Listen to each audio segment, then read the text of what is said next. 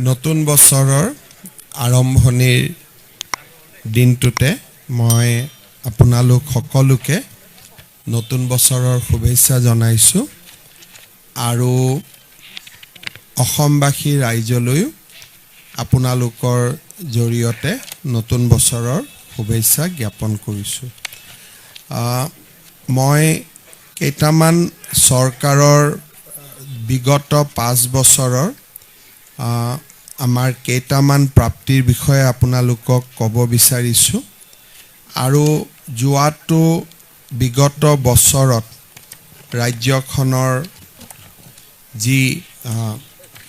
ঘটনা প্ৰবাহ তাৰ ওপৰতো আপোনালোকক মই অকণমান আলোকপাত কৰিব বিচাৰিম। প্ৰথমতে আপোনালোকক মই এটা ভাল খবৰ দি আজিৰ মই সাংবাদিক মেল বা সংবাদ মাধ্যমৰ আগত আমাৰ বক্তব্য ৰাখিব খুজিছোঁ। ভাৰতীয় ৰিজাৰ্ভ বেংকে 2020 আৰু 25 এই 5 বছৰত অসমৰ ইকনমিক বা অসমৰ বিত্তীয় ব্যৱস্থাক দেশৰ ভিতৰতে ফাষ্টেষ্ট গ্ৰয়িং ষ্টেট হিচাপে ৰিকগনাইজ কৰিছে আৰু এনেকুৱা নহয় যে উত্তৰ পূৰ্বৰ ভিতৰত পূৰ্বাঞ্চলৰ ভিতৰত সমগ্ৰ দেশৰ ভিতৰতে 2020 আৰু 2025ৰ ভিতৰত সমগ্ৰ দেশত বিকাশৰ গড় আছিলে 29%, কিন্তু আমাৰ ৰাজ্যখনত 2020 আৰু 25ৰ ভিতৰত আমাৰ অৰ্থনীতি 45% হাৰত বা 5 বছৰত 45% গ্ৰোথ হয় বা আমি গ্ৰোথ ৰেজিষ্টাৰ কৰোঁ আৰু সেই দিশৰ পৰা যদি আমি চাবলৈ যাওঁ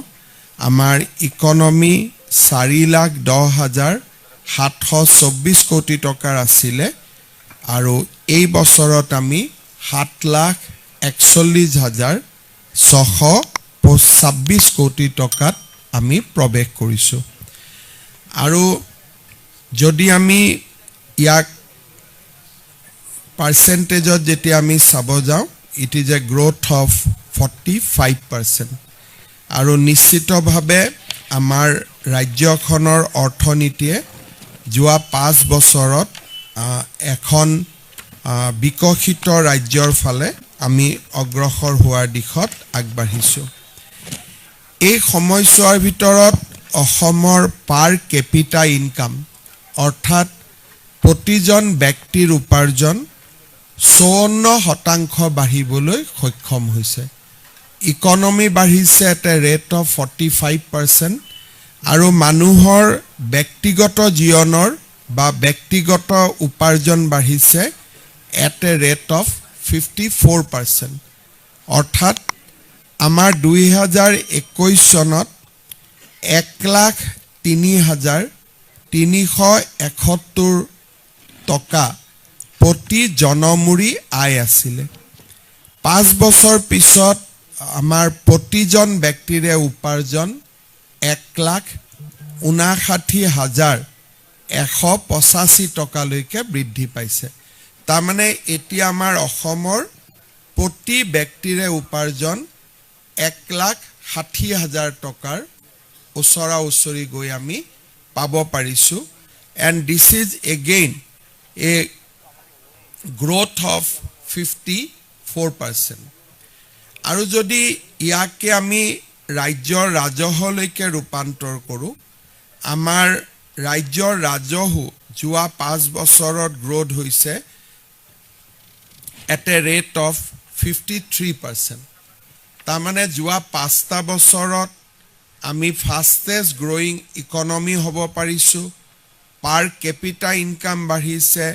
ৰাজ্যৰ ৰাজহ বাঢ়িছে আৰু আজি অসমে এক সুস্থিৰ বিত্তীয় ব্যৱস্থাপনাৰ ফালৰ পৰা এখন সুস্থিৰ ৰাজ্যলৈ ৰূপান্তৰ কৰিছে। ইয়াৰ লগত অসমৰ আৰু এটা গৌৰৱ আমি অৰ্জন কৰোঁ এই বছৰটোতে সেইটো হ'ল যে দেশত প্ৰণয়ন কৰা 3খন যি নতুন ক্ৰিমিনেল আইন ইয়াৰ প্ৰয়োগ আৰু ৰূপায়ণৰ ক্ষেত্ৰত অসমে বৰ্তমান ভাৰতৰ প্ৰথম স্থান অধিকাৰ কৰি আছে আমাৰ পিছতে হাৰিয়ানা আৰু আমি 3খন ক্ৰিমিনেল ল ৰূপায়ণৰ ক্ষেত্ৰত আজি আমি দেশৰ ভিতৰতে প্ৰথম ৰাজ্য হিচাপে ভাৰত চৰকাৰে আমাক অভিহিত কৰিছে ৰাজ্যৰ আইন শৃংখলাৰ ফালে যদি আমি চাব যাওঁ 2021 চনত 1,33,239টা গোচৰ প্ৰতি বছৰ ৰুজু হৈছিলে আৰু এই বছৰ আমাৰ গোচৰ ৰুজু সংখ্যা 43,748 লৈকে হ্ৰাস পাইছে অৰ্থাৎ যিখন ৰাজ্যত প্ৰতি বছৰে 1,33,239টা ক্ৰাইম হৈছিলে হি এই যোৱা 5 বছৰত 43,748 লৈকে হ্ৰাস পাইছে আপোনালোকে জানি ভাল পাব যে এই সময়ছোৱাৰ ভিতৰত আমি কোৰ্টত অৰ্থাৎ এটা গোচৰ হলে সদায় মানুহৰ এটা অভিযোগ থাকে যে পুলিচে চাৰ্জশিট নকৰে এতিয়া আমাৰ অসমত পুলিচে চাৰ্জশিট কৰা অপৰাধৰ সংখ্যা 81% লৈকে বৃদ্ধি পাইছে অৰ্থাৎ এতিয়া যদি এটা বছৰত 10,000 যদি গোচৰ ৰুজু হয় বা 100টা গোচৰ যদি ৰুজু হয় তাৰ 81টা চাৰ্জশিট হয় অৰ্থাৎ প্ৰমাণ পত্ৰ গোটেইখিনি লৈ উইদিন 3 মাহ আমি চাৰ্জশিট কৰাৰ সংখ্যা আজি দ্ৰুত গতিত বাঢ়িব ধৰিছে 2021 চনত আমাৰ অসমত অপৰাধ হলে আদালতে শাস্তি দিয়াৰ পাৰ্চেন্টেজ 6% আছিলে অৰ্থাৎ কনভিকশন ৰেট ওয়াজ অনলি 6% আজি আমাৰ ৰাজ্যত কনভিকশন ৰেট 26.38 লৈকে বৃদ্ধি পাইছে ৰাষ্ট্ৰীয় হাৰ 35% আমি দ্ৰুত গতিত ৰাষ্ট্ৰীয় হাৰলৈ আমি গতি কৰিব পাৰিছো যোৱা 5 বছৰত আমাৰ ৰাজ্যত 2,919 কোটি টকা মূল্যৰ আমি ড্ৰাগছ আমি জব্দ কৰিব পাৰিছো আৰু ড্ৰাগছৰ বিৰুদ্ধে আমাৰ যিখন যুদ্ধ তাত 3,000 কোটি টকাৰ ড্ৰাগছ জব্দ কৰাই আমাৰ বাবে এটা সফলতা বুলি আমি নিশ্চিতভাৱে ক'ব পাৰো ৰাজ্যত যোৱা কেইটামান দিনত আমি বিদেশী নাগৰিকক পুছবেক এই প্ৰচেষ্টা আমি আৰম্ভ কৰিছিলো আৰু এতিয়া আমাৰ ৰাজ্যত যোৱা কেইটামান মাহৰ ভিতৰতে আমি প্ৰায় 2,000 ব্যক্তিক সীমান্তত তেওঁলোকক চিনাক্ত কৰি আমি পুছবেক কৰিবলৈ সক্ষম হৈছো আৰু ইয়াৰ ফলত ডেফিনেটলি অসমত নতুনকৈ অহা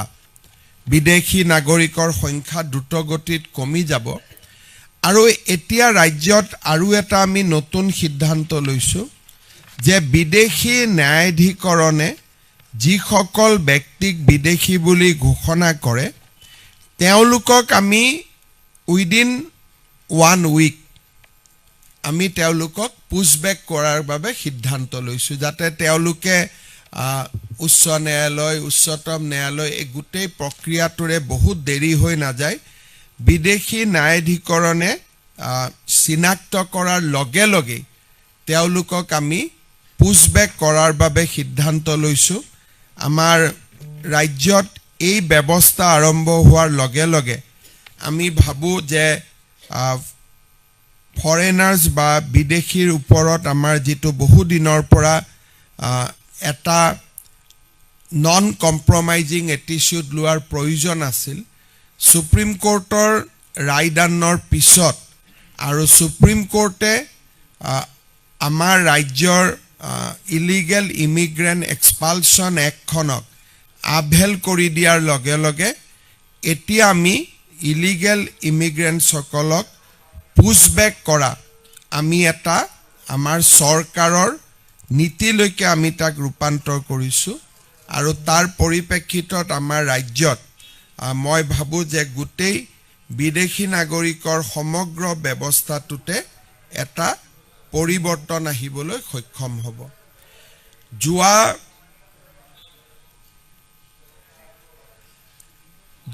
যোৱা 5টা বছৰত ইনফ্ৰাষ্ট্ৰাকচাৰৰ দিশত আমাৰ ৰাজ্যত অভূতপূৰ্ব কাম হ'বলৈ সক্ষম হৈছে আপোনালোকে জানে যে ঢলা শদিয়া আৰু বগীবিল দলঙৰ পিছত আজি আমাৰ ব্ৰহ্মপুত্ৰ নদীৰ ওপৰত 4খন ব্ৰিজ নিৰ্মাণ আৰু এখন যোৱা মাহত আৰম্ভ হ'ব এইকেইখন হৈছে Jorhat Majuli bridge Palashbari Sualkuchi bridge Guwahati north Guwahati bridge আৰু ভাৰতৰ আটাইতকৈ দীঘল দলং ধুবুৰী ফুলবাৰী মই আপোনালোকক জনাবলৈ পাই আনন্দিত যে আমাৰ গুৱাহাটী উত্তৰ গুৱাহাটীৰ যিখন ব্ৰিজ এই ব্ৰিজখন আমি ফেব্ৰুৱাৰী মাহত ৰাইজৰ কাৰণে মুকলি কৰি দিম গুৱাহাটী শুৱালকুছি পলাশবাৰী ব্ৰিজেও প্ৰায় আৰু ধুবুৰী ফুলবাৰী ব্ৰিজ দুইখনে এটা নিশ্চিত গতিত আগবাঢ়িছে আৰু 2027 চনত এই দুইখন ব্ৰিজো কমপ্লিশ্যনৰ ফালে আগবাঢ়িব আপোনালোকক আমি জনাবলৈ পাই ভাল পাইছোঁ যে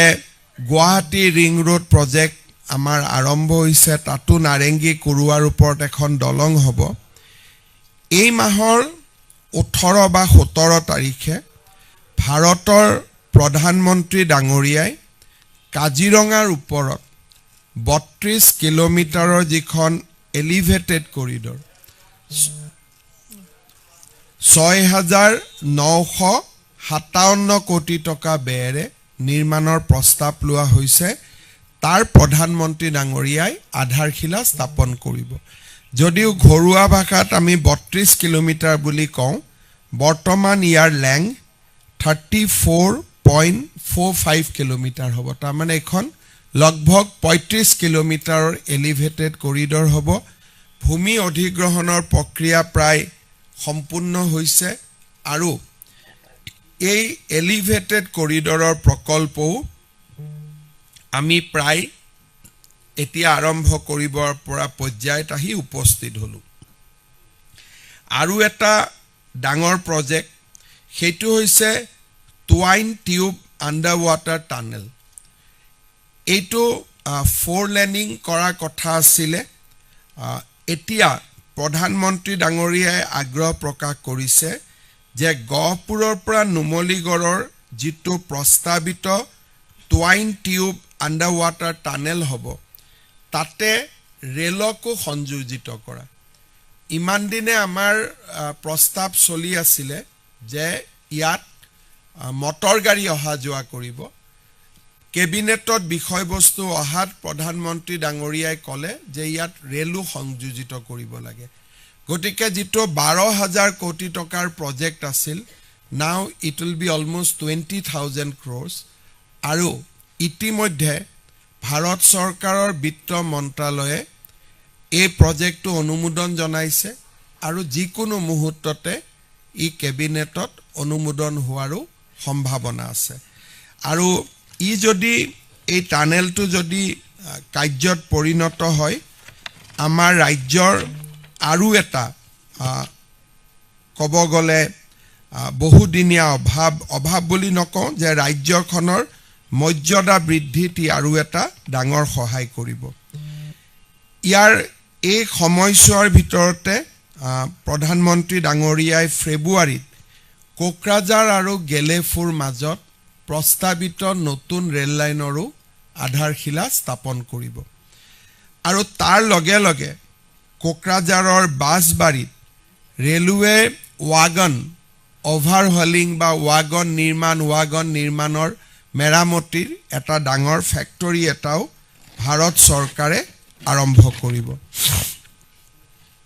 গহপুৰ আৰু নুমলীগড়ৰ টানেলটো হৈ যোৱাৰ লগে লগে এই দুইটা স্থানৰ মাজৰ 240 কিলোমিটাৰৰ ডিস্টেন্স 35 কিলোমিটাৰলৈ হ্ৰাস পাব 240 কিলোমিটাৰ লাগে আজি যদি কাজিৰঙাৰ পৰা গহপুৰত যাব লাগে বা নুমলীগড় ৰিফাইনাৰীৰ পৰা যাব লাগে আজি হি মাত্ৰ 35 কিলোমিটাৰলৈকে নামি আহিব আমি ইতিমধ্যে কেইবাটাও নতুন ইনফ্ৰাষ্ট্ৰাকচাৰ আপোনালোকে দেখা পাইছে গুৱাহাটী বিমানবন্দৰ বা আমাৰ বৰদুৱাৰ শ্ৰীমন্ত শংকৰদেৱ আবিৰ্ভাৱ ক্ষেত্ৰ বিপৰীয়াত মাধৱদেৱ ক্ষেত্ৰ যোৰহাটত স্বাধীনতা সংগ্ৰামী উদ্যান আৰু গুৱাহাটীত আমাৰ গেটৱে গুৱাহাটী ৰিভাৰ গুৱাহাটীৰ আমাৰ যিখন ৰিভাৰ বেংকত আমি উদ্যান নিৰ্মাণ কৰিছোঁ সতী ৰাধিকা শান্তি উদ্যান শ্বহীদ স্মাৰক কেইবাটাও আমাৰ নতুন প্ৰজেক্টছ ইতিমধ্যে আপোনালোকে আৰম্ভ কৰা আপোনালোকে দেখা পাইছে গুৱাহাটীত আৰু এটা নতুন ডাঙৰ প্ৰজেক্ট খুব কম দিনৰ ভিতৰতে আমি অনুমোদন পাম সেইটো হৈছে গুৱাহাটী বিমানবন্দৰৰ পৰা জালুকবাৰীলৈ পোনে এলিভেটেড কৰিডৰ অৰ্থাৎ আমি যাতে তলত যি যান-বাহন হি ৰাষ্ট্ৰীয় ঘাইপথৰ বাবে ব্যৱহৃত হ'ব গোৱালপাৰাৰ পৰা গুৱাহাটীলৈ আহা কিন্তু এই প্ৰপ'জ এলিভেটেড কৰিডৰে গুৱাহাটী এয়াৰপৰ্টৰ পৰা পোনে মানুহ এলিভেটেড কৰিডৰত উঠিলে জালুকবাৰী ৰিং ৰোডত নামিব পৰা হ'ব এই প্ৰপ'জেলটো আমাৰ খুব অনুমোদনৰ শেষ পৰ্যায়ত আছে আমি গুৱাহাটীত এয়াৰপৰ্টখন দেখিছোঁ এতিয়া এয়াৰপৰ্টত আমি এখন এৰো চিটি যাক এয়াৰপৰ্ট হাব বুলি কোৱা হ'ব এৰো চিটি এখনো নিৰ্মাণ কৰা হ'ব 60 একৰ ভূমিত তাতে বহুবিলাক হোটেল আহিব কনভেনশন সেন্টাৰ আহিব কনসাৰ্ট ইকনমিৰ ব্যৱস্থা কৰা হ'ব কেইবাটাও আমাৰ নতুন ব্যৱস্থা তাত সংযোজিত হ'ব আপোনালোকে আমাৰ মেজৰ প্ৰজেক্টছৰ ভিতৰত আমাৰ national badminton centre of excellence beautification of Rangghar Lachit মৈদামৰ পুনৰ নিৰ্মাণ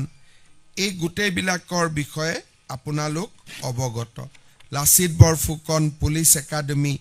আমাৰ অসমত কেইবাটাও নতুন ইনফ্ৰাষ্ট্ৰাকচাৰ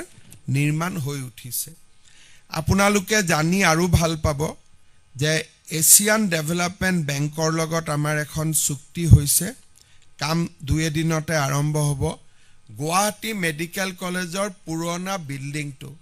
কমপ্লিট ডিমলিজ হৈ 2200 কোটি টকাৰে তাত এটা সম্পূৰ্ণ আধুনিক হস্পিটাল এখন নিৰ্মাণ কৰা হ'ব ইতিমধ্যে টেন্ডাৰ আদি হৈ গ'ল তাৰ কাম 2 দিনতে আৰম্ভ হ'ব ৰাজ্যত 14খন মেডিকেল কলেজে ইতিমধ্যে আত্মপ্ৰকাশ কৰিছে এই বছৰত বঙাইগাঁৱতো আমি মেডিকেল কলেজৰ কাম আৰম্ভ কৰিম উদ্যোগীকৰণৰ দিশত যোৱা বছৰটো অসমৰ বাবে এটা মাইলৰ খুঁটা হৈ ৰব প্ৰথমতে এই এমাহ ডেৰ মাহৰ ভিতৰত আমি কপিলি হাইড্ৰ ইলেক্ট্ৰিক প্ৰজেক্ট 120 মেগাৱাট তাক আমি শুভ উদ্বোধন কৰিম আৰু ই ৰাজ্যৰ নিজৰ জেনেৰেশ্যন হ'ব ইয়াৰ লগতে আমি 350 মেগাৱাট সোলাৰ পাৱাৰ আমি নিজে উৎপন্ন কৰি আমি গ্ৰিডত দিব পাৰিম তাৰ প্ৰজেক্টখিনিও এই এমাহ দুমাহৰ ভিতৰতে আমি আৰম্ভ কৰিব পাৰিম আটাইতকৈ আমাৰ বাবে ডাঙৰ সফলতা আছিল যে অসমক ইনভেষ্টমেন্ট ডেষ্টিনেশ্যন হিচাপে ৰূপান্তৰ কৰা দীৰ্ঘদিন ধৰি ৰাজ্যত আন্দোলন সন্ত্ৰাসবাদ আৰু বিভিন্ন ধৰণৰ অশান্তিৰ কাৰণে ভাৰতৰ কোনো ডাঙৰ উদ্যোগপতিয়ে অসমক ইনভেষ্টমেন্ট ডেষ্টিনেশ্যন হিচাপে তেওঁলোকে কেতিয়াও ভবা নাছিল কিন্তু আজি আপোনালোকে জানি ভাল পাব যে এই বছৰ ডেভছত ওয়াৰ্ল্ড ইকোনমিক ফোৰামৰ যিখন মিটিং হয় য'ত নেকি ভাৰতে নিজৰ আটাইতকৈ ভাল ৰাজ্যকেইখনক প্ৰজেক্ট কৰে এইবাৰ অন্ধ্ৰপ্ৰদেশ আৰু মহাৰাষ্ট্ৰৰ লগত ভাৰত চৰকাৰে অসমক ইনক্লুড কৰিছে ডেভছত ভাৰত চৰকাৰে কাক পঠিয়ায় যিকেইখন ৰাজ্য ক্ৰীম অফ ষ্টেটছ য'ত নেকি বিনিয়োগৰ প্ৰয়োজন আছে বিনিয়োগ হ'ব বা ওয়াৰ্ল্ডৰ মেপত যিকেইখন ৰাজ্যৰ কথা কোৱাৰ প্ৰয়োজন আছে তেওঁলোককে প্ৰতিনিধিত্ব কৰিবলৈ পঠায় এইবাৰ ভাৰত চৰকাৰে অন্ধ্ৰপ্ৰদেশৰ মুখ্যমন্ত্ৰী মহাৰাষ্ট্ৰৰ মুখ্যমন্ত্ৰীৰ লগতে মোকো ভাৰতীয় দলত তেওঁলোকে পঠিয়াইছে যাতে ডেভছৰ ওয়াৰ্ল্ড ইকোনমিক ফোৰামত আমি অসমৰ বিষয়ে কথা ক'ব পাৰো যেটো নেকি ইট ইজ এ হাইয়েষ্ট ৰিকগনাইজেশ্যন যে আমাৰ দৰে এখন ৰাজ্যৰ বিষয়ে বা আমাৰ ৰাজ্যত উদ্যোগীকৰণ হ'ব পাৰে আমাৰ ৰাজ্যত ইনভেষ্টমেন্ট হ'ব পাৰে তাৰ বিষয়ে আমি কথা কোৱাৰ সুযোগ পাম আৰু তাতে বহুতো বিনিয়োগকাৰীৰ সৈতে আমাৰ আলাপ আলোচনা হ'ব আৰু জুনে নেকি আমাৰ অসমক লাহে লাহে এটা উদ্যোগীকৰণৰ কেন্দ্ৰবিন্দুলৈ ৰূপান্তৰ কৰিব মই আপোনালোকক এটা সৰুকৈ কেইটামান লাৰ্জ ইনভেষ্টমেন্টৰ বিষয়ে ক'ব খুজিছো টাটা সেমিকন্ডাক্টৰ প্ৰজেক্ট ২৭,০০০ কোটি টকাৰ কাম ইতিমধ্যে তীব্ৰ গতিত চলি আছে আৰু আমি আশা কৰিছো যে খুব কম দিনৰ ভিতৰত অসমত মোবাইল ফোন বনোৱা ইনভেষ্টমেন্ট এটাও আমি পাবলৈ সক্ষম হ'ম মই কোম্পানীটোৰ নাম ক'ব খোজা নাই বাট আমাৰ ডিসকাশন চলি আছে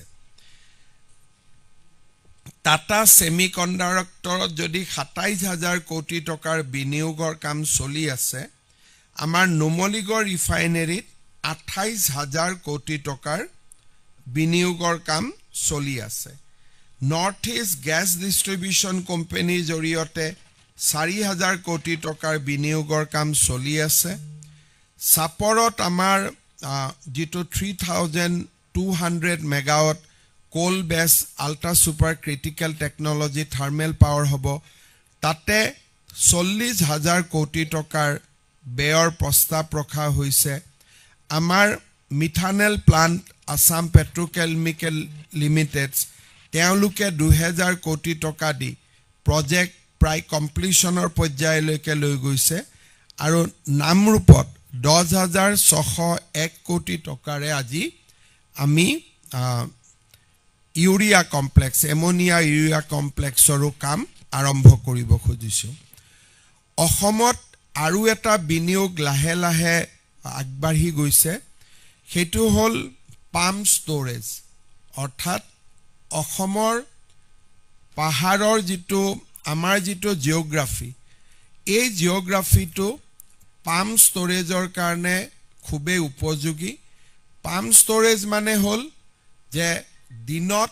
সোলাৰ পাৱাৰ বিলাক আহৰণ কৰা হয় আৰু গোটেই ৰাতি তাক পানীৰ মাজত সঞ্চয় কৰা হয় দিনটো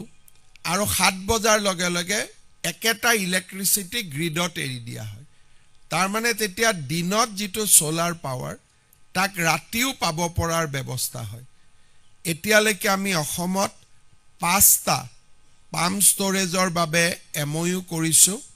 তাৰ জৰিয়তে অসমত আমি another 50 to 60,000 আমি বিনিয়োগ পাম সেই ধাৰণা আজি আমি কৰিব পাৰোঁ আমাৰ ৰাজ্যত আৰু এটা সৰকাৰ গঠন কৰাৰ পিছতে আমাৰ এটা ফ্লেগশিপ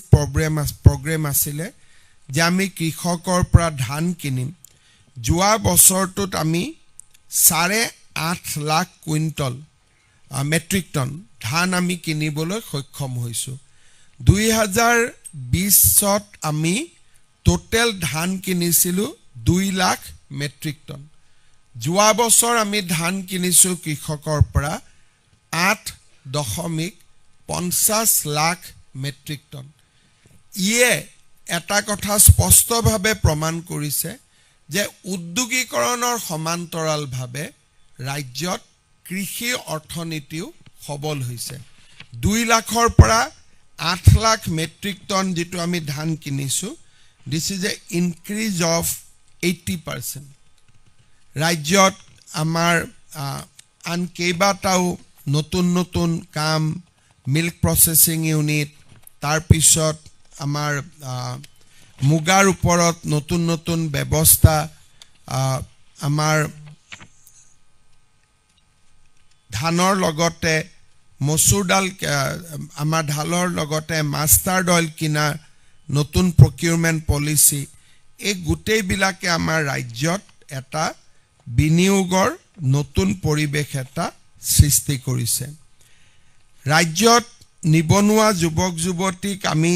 1 লাখ চৰকাৰী চাকৰি দিম বুলি কৈছিলো আপোনালোকে জানি ভাল পাব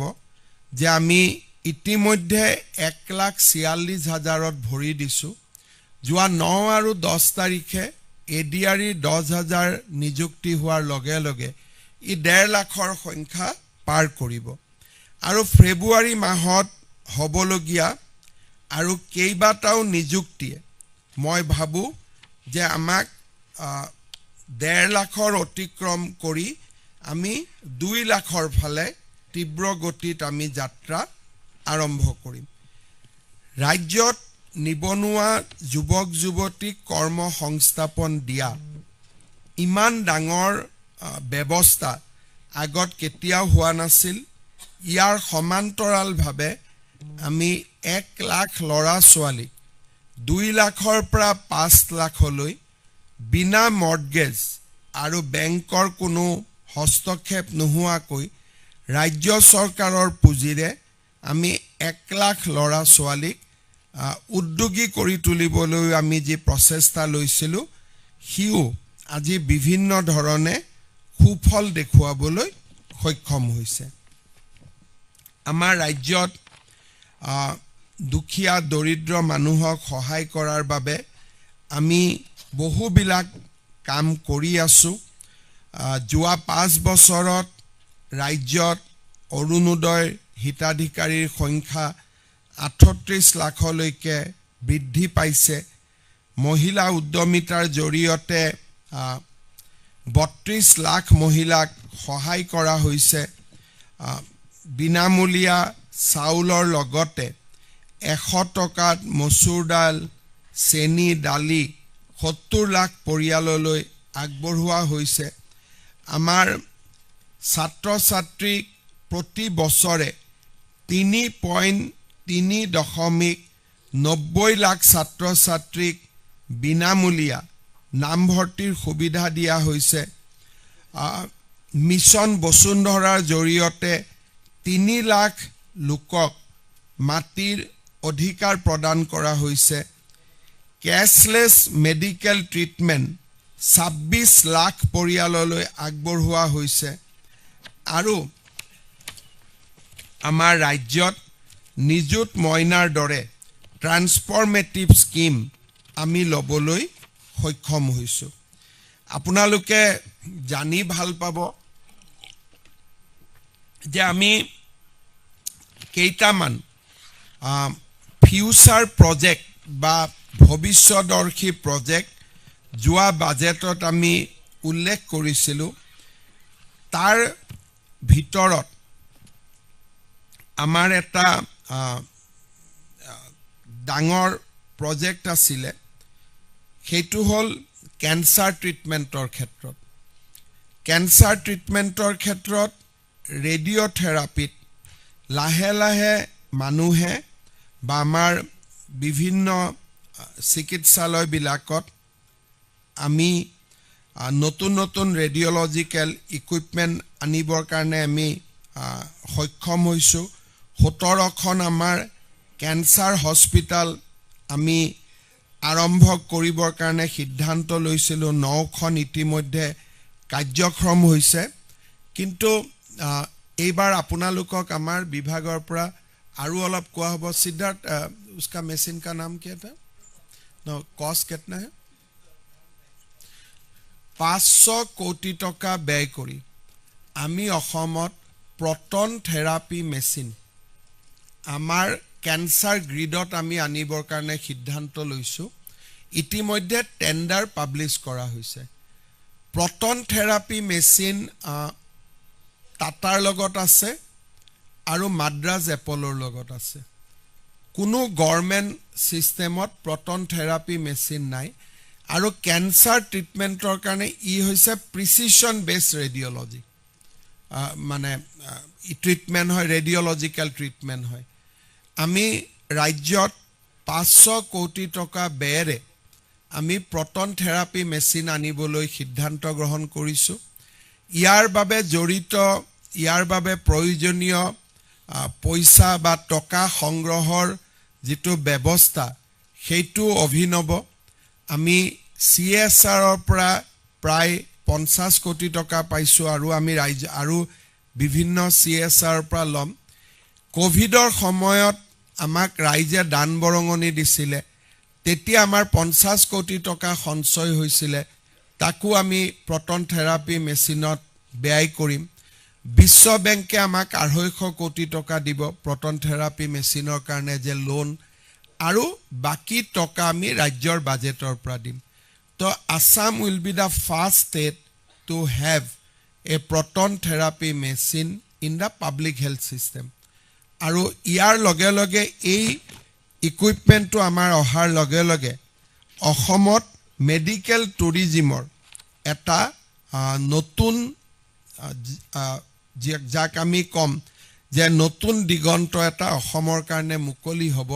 ইমান দিন আমি বাহিৰত গৈ আছিলো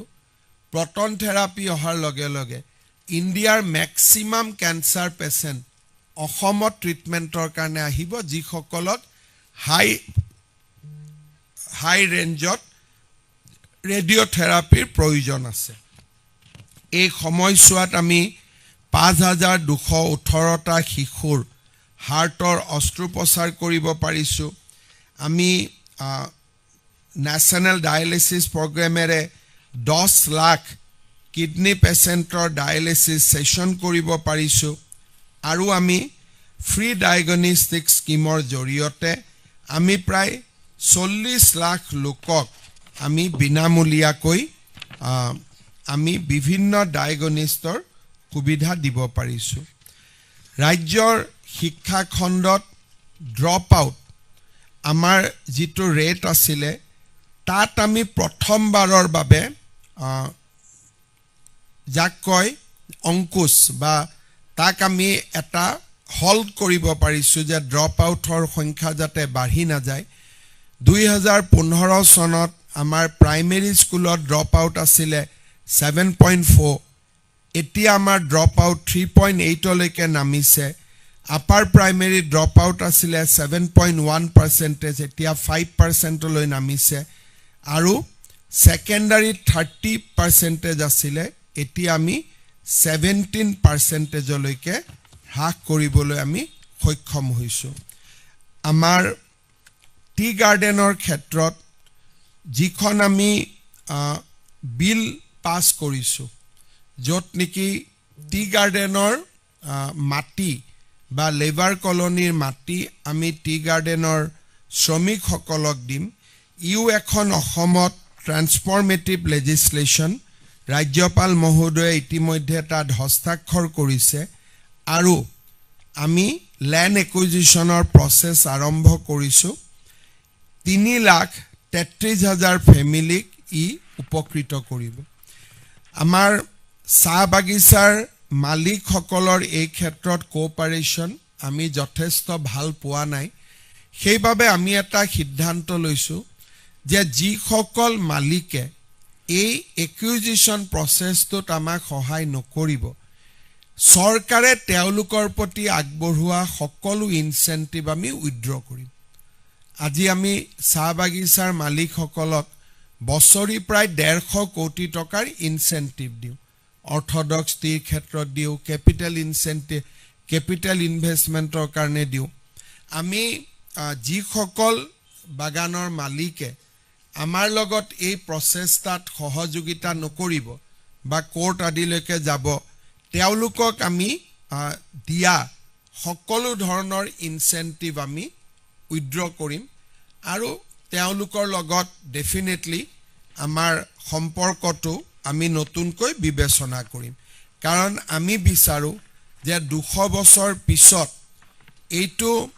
চাহ বাগিচাৰ শ্ৰমিকৰ অধিকাৰ তেওঁলোকে যাতে সম্পূৰ্ণভাৱে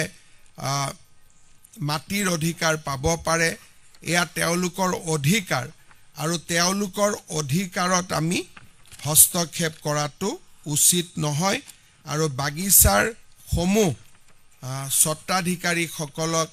মই আজি অনুৰোধ কৰিম যাতে তেখেতসকলে কোনো কাৰণতে এই প্ৰক্ৰিয়াত হস্তক্ষেপ কৰাৰ বাবে চেষ্টা নকৰে শেষত 2-3টা মই সৰু সৰু কথাৰে সামৰণি মাৰিম আমি এই কাৰ্যকালৰ সময়ছোৱাত সৰ্বমুঠ বিধানসভাত আমি 71খন নতুন আইন প্ৰণয়ন কৰিছোঁ পলিগেমিয়ে হওক ভেঞ্চাৰ স্কুলৰ প্ৰভিন্সিয়েলাইজেশ্যনে হওক আমি 5 বছৰত 71খন আইন আমি নতুনকৈ প্ৰণয়ন কৰিছোঁ 156খন আইন আমি সংশোধন কৰিছোঁ আৰু 373খন আইন আমি বাতিল কৰিছোঁ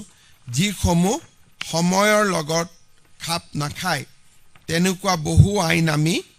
বিধানসভাত লৈ গৈ বাতিল কৰিছোঁ পলিচিৰ ক্ষেত্ৰত যোৱা সময়ছোৱাত 40খন নতুন পলিচি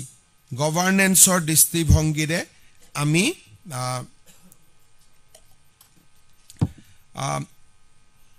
প্ৰণয়ন কৰিছোঁ ৰাজ্যত কেবিনেট মিটিং পতাৰ প্ৰক্ৰিয়াও এই চৰকাৰৰ দিনত পৰিৱৰ্তন হ'ল যোৱা 5 বছৰত আমি 188খন কেবিনেট মিটিং পাতিছোঁ 188 অসমৰ স্বাধীনোত্তৰ যিকোনো চৰকাৰৰ তুলনাত ই হৈছে আটাইতকৈ অভিলেখ সংখ্যক আৰু এই 188খন কেবিনেট মিটিঙত 2589টা সিদ্ধান্ত লোৱা হৈছে 2589 প্ৰশাসনক গতিশীল কৰা হৈছে প্ৰত্যেক বছৰে 40ত আশে-পাশে আমি কেবিনেট মিটিং পাতিছোঁ 2025 চনত আমি 43খন কেবিনেট মিটিং পাতিবলৈ আমি সক্ষম হৈছিলোঁ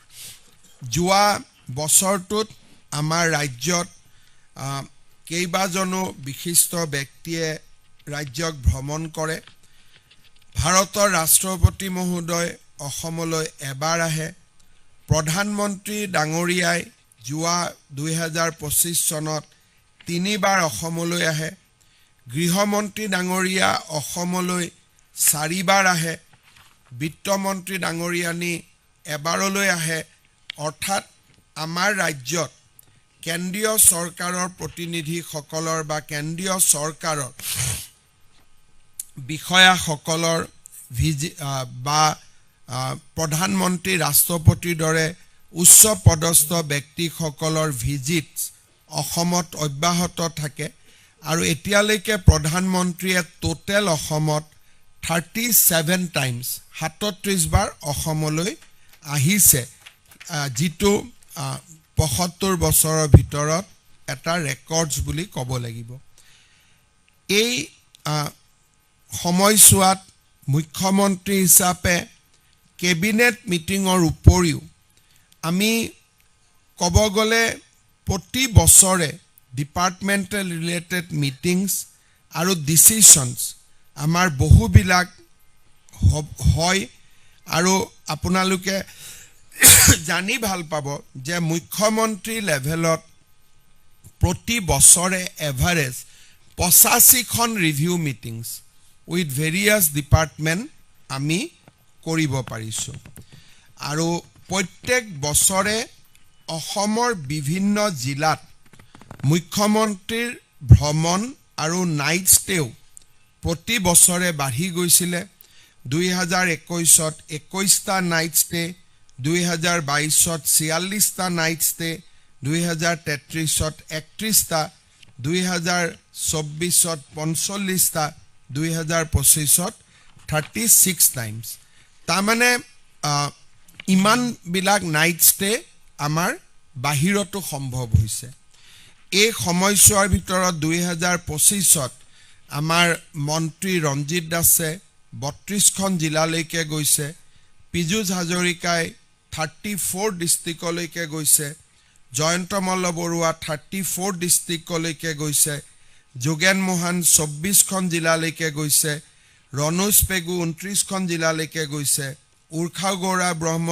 17খন জিলালৈকে গৈছে নন্দিতা গাৰ্লুছা 26খন জিলালৈকে গৈছে অতুল বৰা 25খন জিলালৈকে গৈছে চন্দ্ৰমোহন পাটোৱাৰী 22খন জিলালৈকে গৈছে কৃষ্ণেন্দু পাল 29খন জিলালৈকে গৈছে বিমল বৰা 20খন জিলালৈকে গৈছে মন্ত্ৰী কৌশিক ৰায় 34 ডিষ্ট্ৰিক্টলৈকে গৈছে ৰূপেশ গোৱালা 20খন জিলালৈকে গৈছে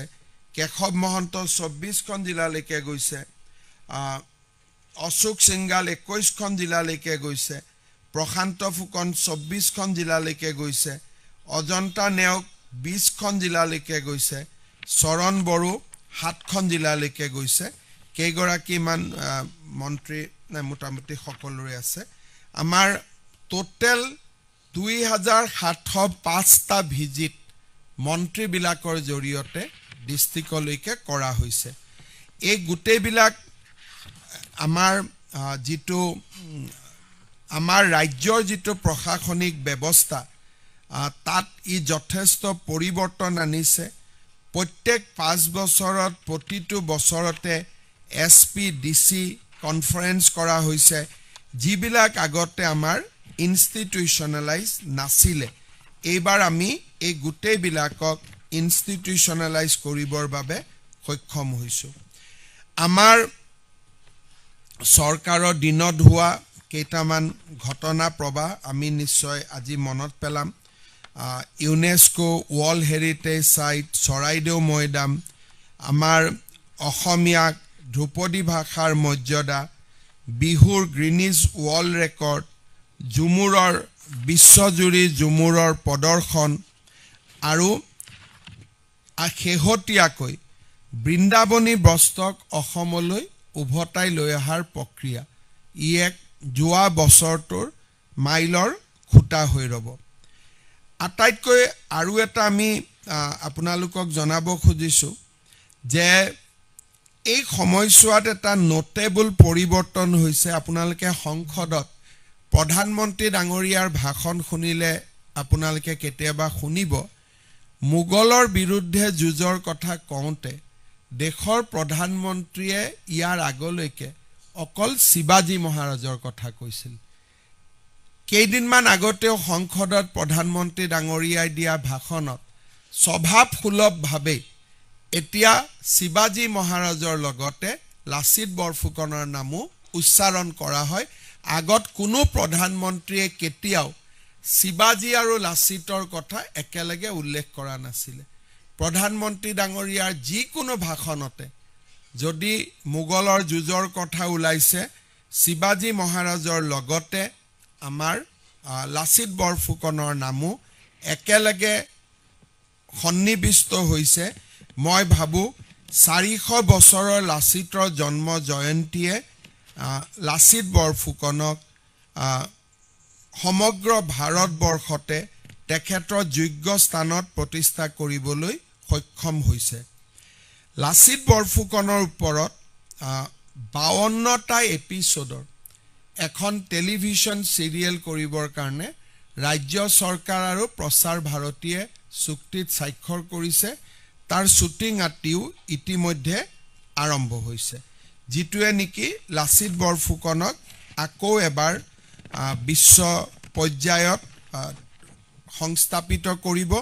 যিটো তেখেতৰ যোগ্য স্থান সেই যোগ্য স্থানলৈ তেখেতক নিশ্চিতভাৱে লৈ যাব যোৱা বছৰটোত আমি ভাৰত ৰত্ন সুধাকণ্ঠ ডক্টৰ ভূপেন হাজৰিকাৰ ইয়াৰ লং সেলিব্ৰেশনো আৰম্ভ কৰিছো তেখেতৰ নামত ডাক টিকেট ইতিমধ্যে প্ৰণয়ন কৰা হৈছে যি আমাৰ কাৰণে এটা বিশেষ গৌৰৱৰ কথা এই সময়ছোৱাৰ ভিতৰতে আমি সাংস্কৃতিক মহাৰণ ক্ৰীড়া সংগ্ৰাম আমাৰ অমৃত বৃক্ষ আন্দোলন কেবাটাও আগতে নোহোৱা আৰু ৰাজ্যৰ হাইয়েষ্ট সিভিলিয়ান এৱাৰ্ড আসাম বৈভৱ আসাম সৌৰভ আসাম গৌৰৱ আদিও আমি প্ৰণয়ন কৰিবলৈ সক্ষম হৈছো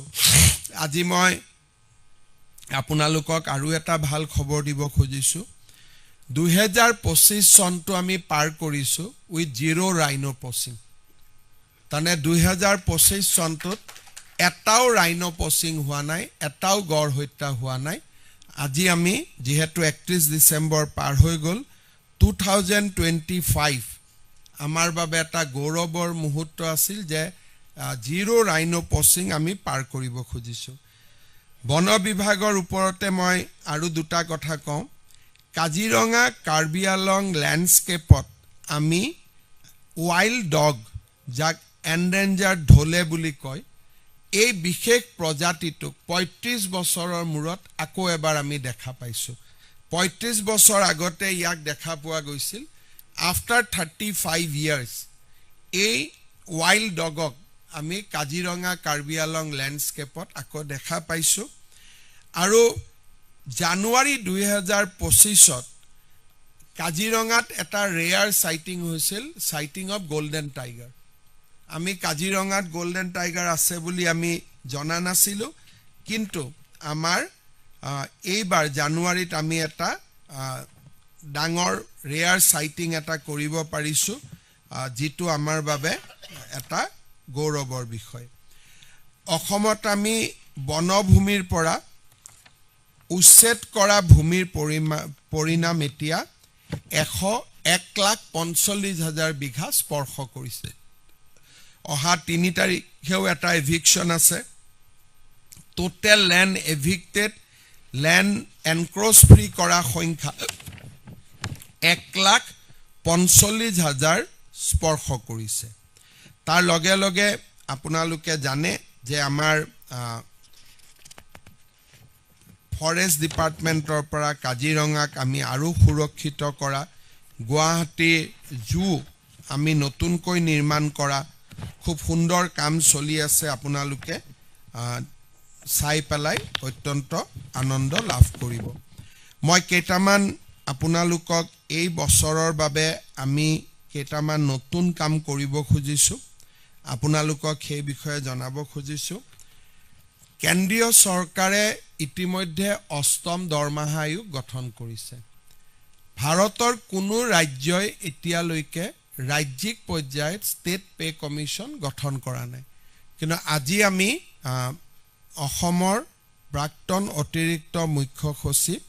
সুভাষ দাসৰ অধ্যক্ষতাত 8th Assam pay commission constitute কৰাৰ সিদ্ধান্ত লৈছো এতিয়ালৈকে ভাৰতৰ কোনো ষ্টেট গভৰ্নমেন্টে পে কমিশন কনস্টিটিউট কৰা নাই আপোনালোকে জানে যে আমাৰ ৰাজ্যত এটা স্কিম আছে যাৰ দ্বাৰা আমি ছোৱালী সকলক শিক্ষাৰ বাবে আগ্ৰহী কৰো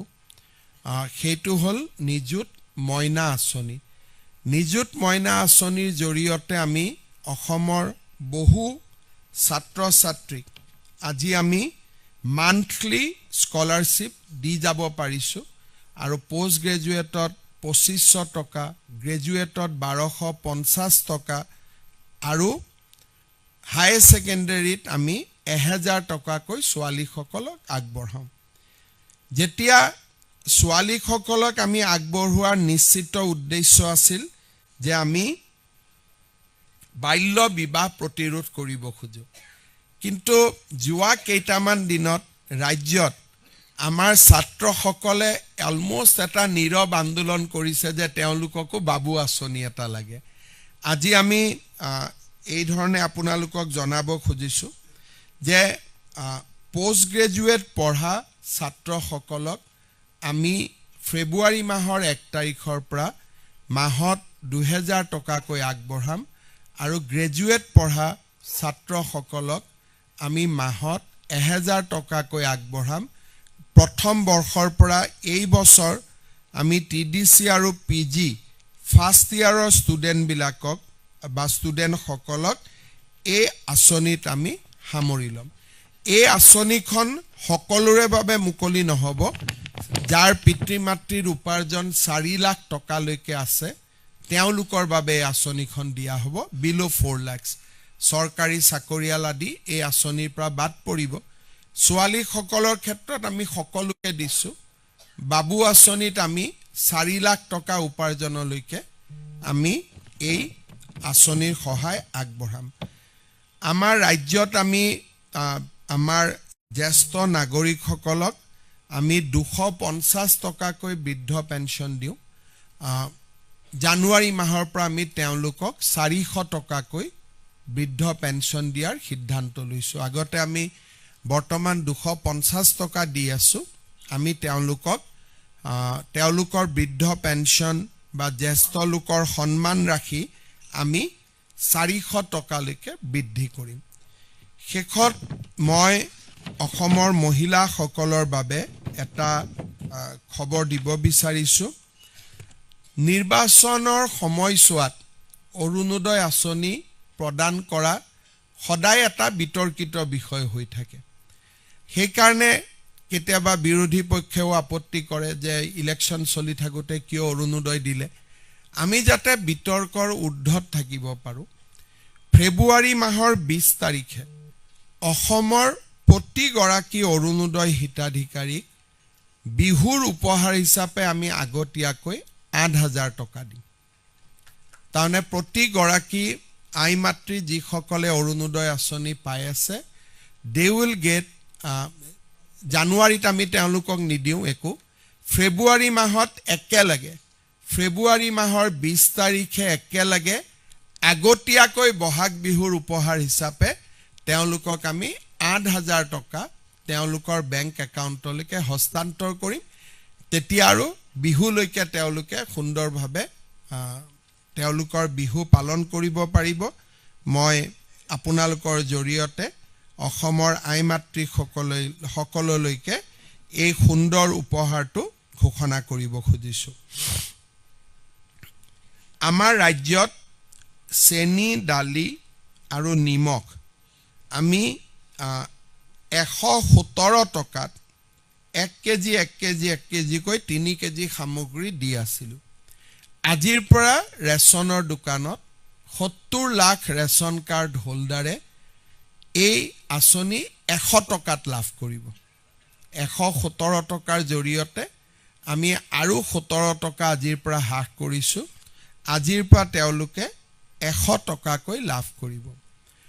অহা কালি আমি এটা সৰু অনুষ্ঠান কৰিছো আমাৰ অসমৰ সত্ৰৰ উদাসীন ভকতসকলেও অহা কালিৰ পৰা মাহত 1500 টকাকৈ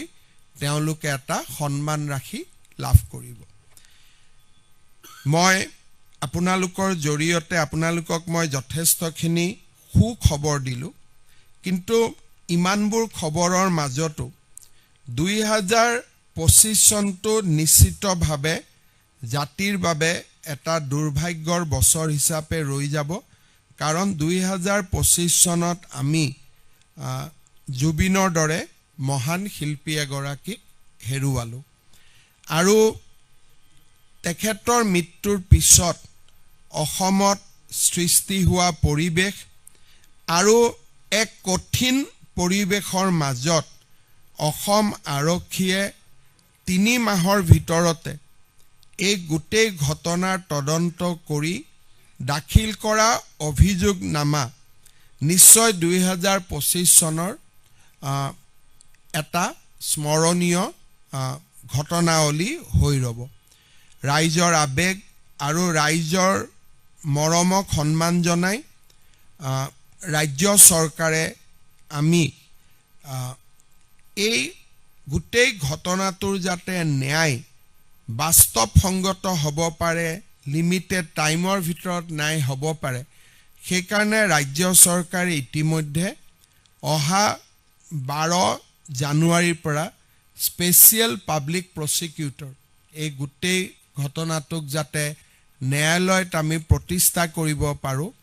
তাৰ বাবে স্পেচিয়েল পাব্লিক প্ৰসিকিউটৰ নিয়োগৰ বাবে সিদ্ধান্ত লৈছে আপোনালোকক আমি গুৱাহাটীৰ 3-4জন জ্যেষ্ঠ ক্ৰিমিনেল এডভোকেটৰ লগত আমি কথা পাতি আছো 5 বা 6 তাৰিখৰ ভিতৰত আমি স্পেচিয়েল পাব্লিক প্ৰসিকিউটৰ জনৰ নামো আমি ঘোষণা কৰিব পাৰিম আৰু স্পেচিয়েল পাব্লিক প্ৰসিকিউটৰ এপইন্টমেন্ট হৈ যোৱাৰ লগে লগে আৰু ডকুমেন্টছ এক্সচেঞ্জৰ পৰ্যায়টো পাৰ হৈ যোৱাৰ লগে লগে আমি গুৱাহাটী উচ্চ ন্যায়ালয়ৰ মুখ্য ন্যায়াধীশ ডাঙৰীয়াক এখন স্পেচিয়েল কোৰ্টৰ বাবে যোনে নেকি অকল এই গোচৰটোৰে বিচাৰ কৰিব তাৰ বাবেও আমি আবেদন জনাম অৱশ্যে সিদ্ধান্ত হাইকোৰ্টে ল'ব কিন্তু আমি ৰাজ্য চৰকাৰৰ পৰা এই অনুৰোধ জনাবৰ বাবে সিদ্ধান্ত গ্ৰহণ কৰিছো আপোনালোকক এটো বহুত এটা আমাৰ ৰাইজৰ এটা শুভেচ্ছা বুজায় জুবিন গাৰ্গৰ ৰৈ ৰৈ বিনালে ছবিখনে সিনেমা হলৰ পৰা অসমৰ ৰাইজে টিকট বা বিভিন্ন ধৰণৰ যেটো ট্ৰানজেকচন হয় তাৰ পৰা 32 কোটি টকা আহৰণ কৰিছে এই 32 কোটি টকাৰ বিপৰীতে ৰাজ্য চৰকাৰে লাভ কৰা 2 কোটি 90 লাখ টকাৰ জিএসটি আজি বা অহাকালি আমি কলাগুৰু ফাউণ্ডেশ্যন যাক জুবিন গাৰ্গে স্থাপন কৰিছিল তালৈকে আমি হস্তান্তৰ কৰিম ইতিমধ্যে পুঁজি বিত্ত বিভাগে মুকলি কৰি দিছে আজি বা অহাকালি আমি 2 কোটি 90 লাখ টকা যেটো ষ্টেট জিএসটি আমি কালেক্ট কৰিছিলো তাক আমি অহাকালি কলাগুৰু ফাউণ্ডেশ্যনলৈকে উভতাই দিম পুনৰ এবাৰ এই বছৰটো নিশ্চিতভাৱে নিৰ্বাচনৰ বছৰ হ'ব আৰু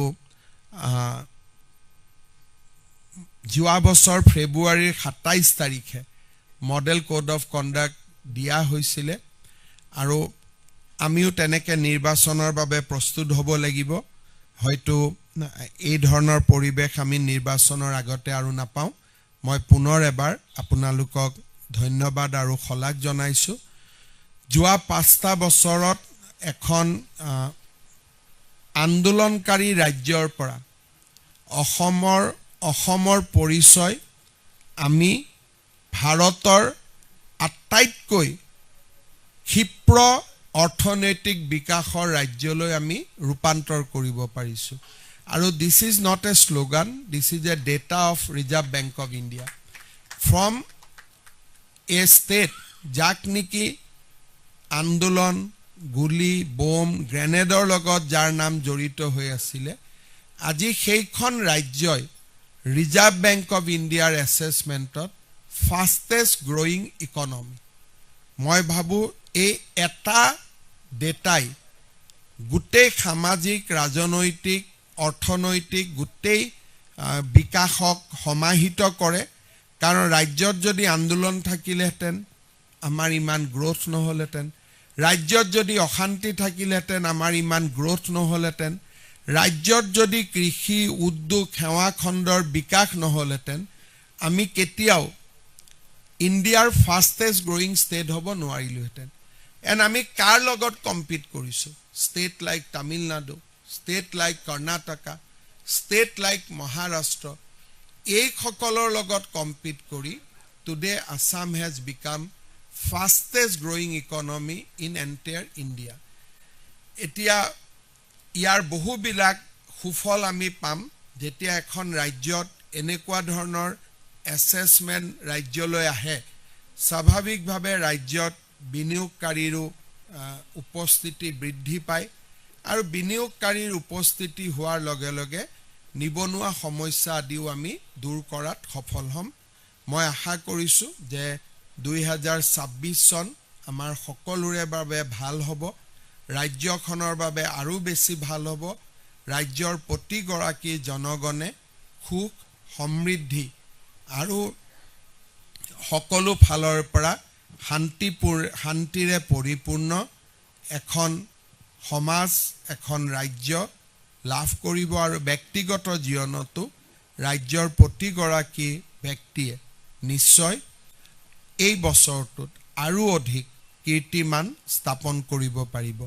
মই অসমবাসী ৰাইজক শুভেচ্ছা জনাই আপোনালোকক অনুৰোধ কৰিম যদি আপোনালোকে কিবা সুধিব বিচাৰে আপোনালোকে সুধিব পাৰিব আৰু যি প্ৰশ্ন কৰে ডেফিনেটলি মই উত্তৰ দিব চেষ্টা কৰিম Has Assam's shift in capital investment resulted in RBI seeing Assam as the fastest growing state? And will the railway component of Gopur Numaligarh will cover the entire stretch, and you will be doing the redoing the DPR? You see, the DPR has already been redone, and railway line has now been incorporated. Post that, there is a board. Rabi, इसका नाम क्या बोलता है जो secretary public investment board under the secretary expenditure 17 December PIB has approved the tunnel which including the railway so once railway cannot be isolated so Gopur and Numaligarh portion there has to be railway line then only on tunnel railway will operate. So this is one part. Second part, the fastest growing economy, it is by just numbers. India has grown at 29% during last 5 years from 2020 to 2025. Country has grown total 29%. Against 29%, Assam has grown by 45%. No other state has grown by 45%. So that is why we have been categorized as the fastest growing economy among all states. মুখ্যমন্ত্ৰী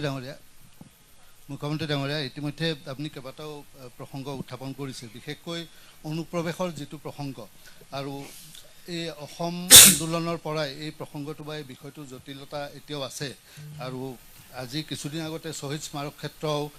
উদ্বোধন হ'ল আৰু তাত প্ৰথমবাৰৰ বাবে ভাৰতৰ প্ৰধানমন্ত্ৰী আৰু গৃহমন্ত্ৰী আহি অসম আন্দোলনৰ শ্বহীদসকলৰ প্ৰতি আনুষ্ঠানিকভাৱে শ্ৰদ্ধাঞ্জলি জনাই গ'ল সেইটো এটা উল্লেখযোগ্য ঘটনা ইতিমধ্যে ষষ্ঠ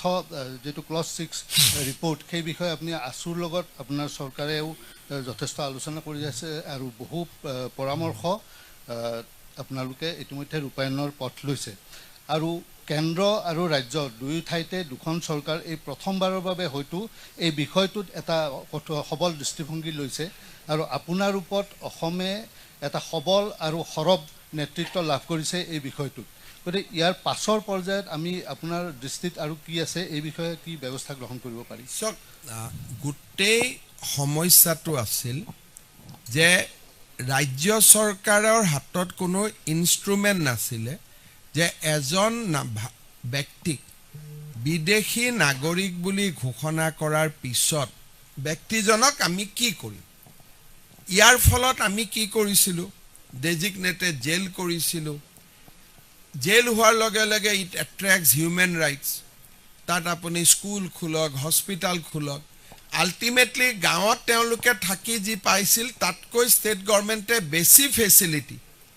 আমি গোৱালপাৰা জেলৰ ভিতৰত দিবলগীয়া হৈছিল আৰু অসম আন্দোলনৰ পৰাও ইভেন ইন আসাম একৰ্ড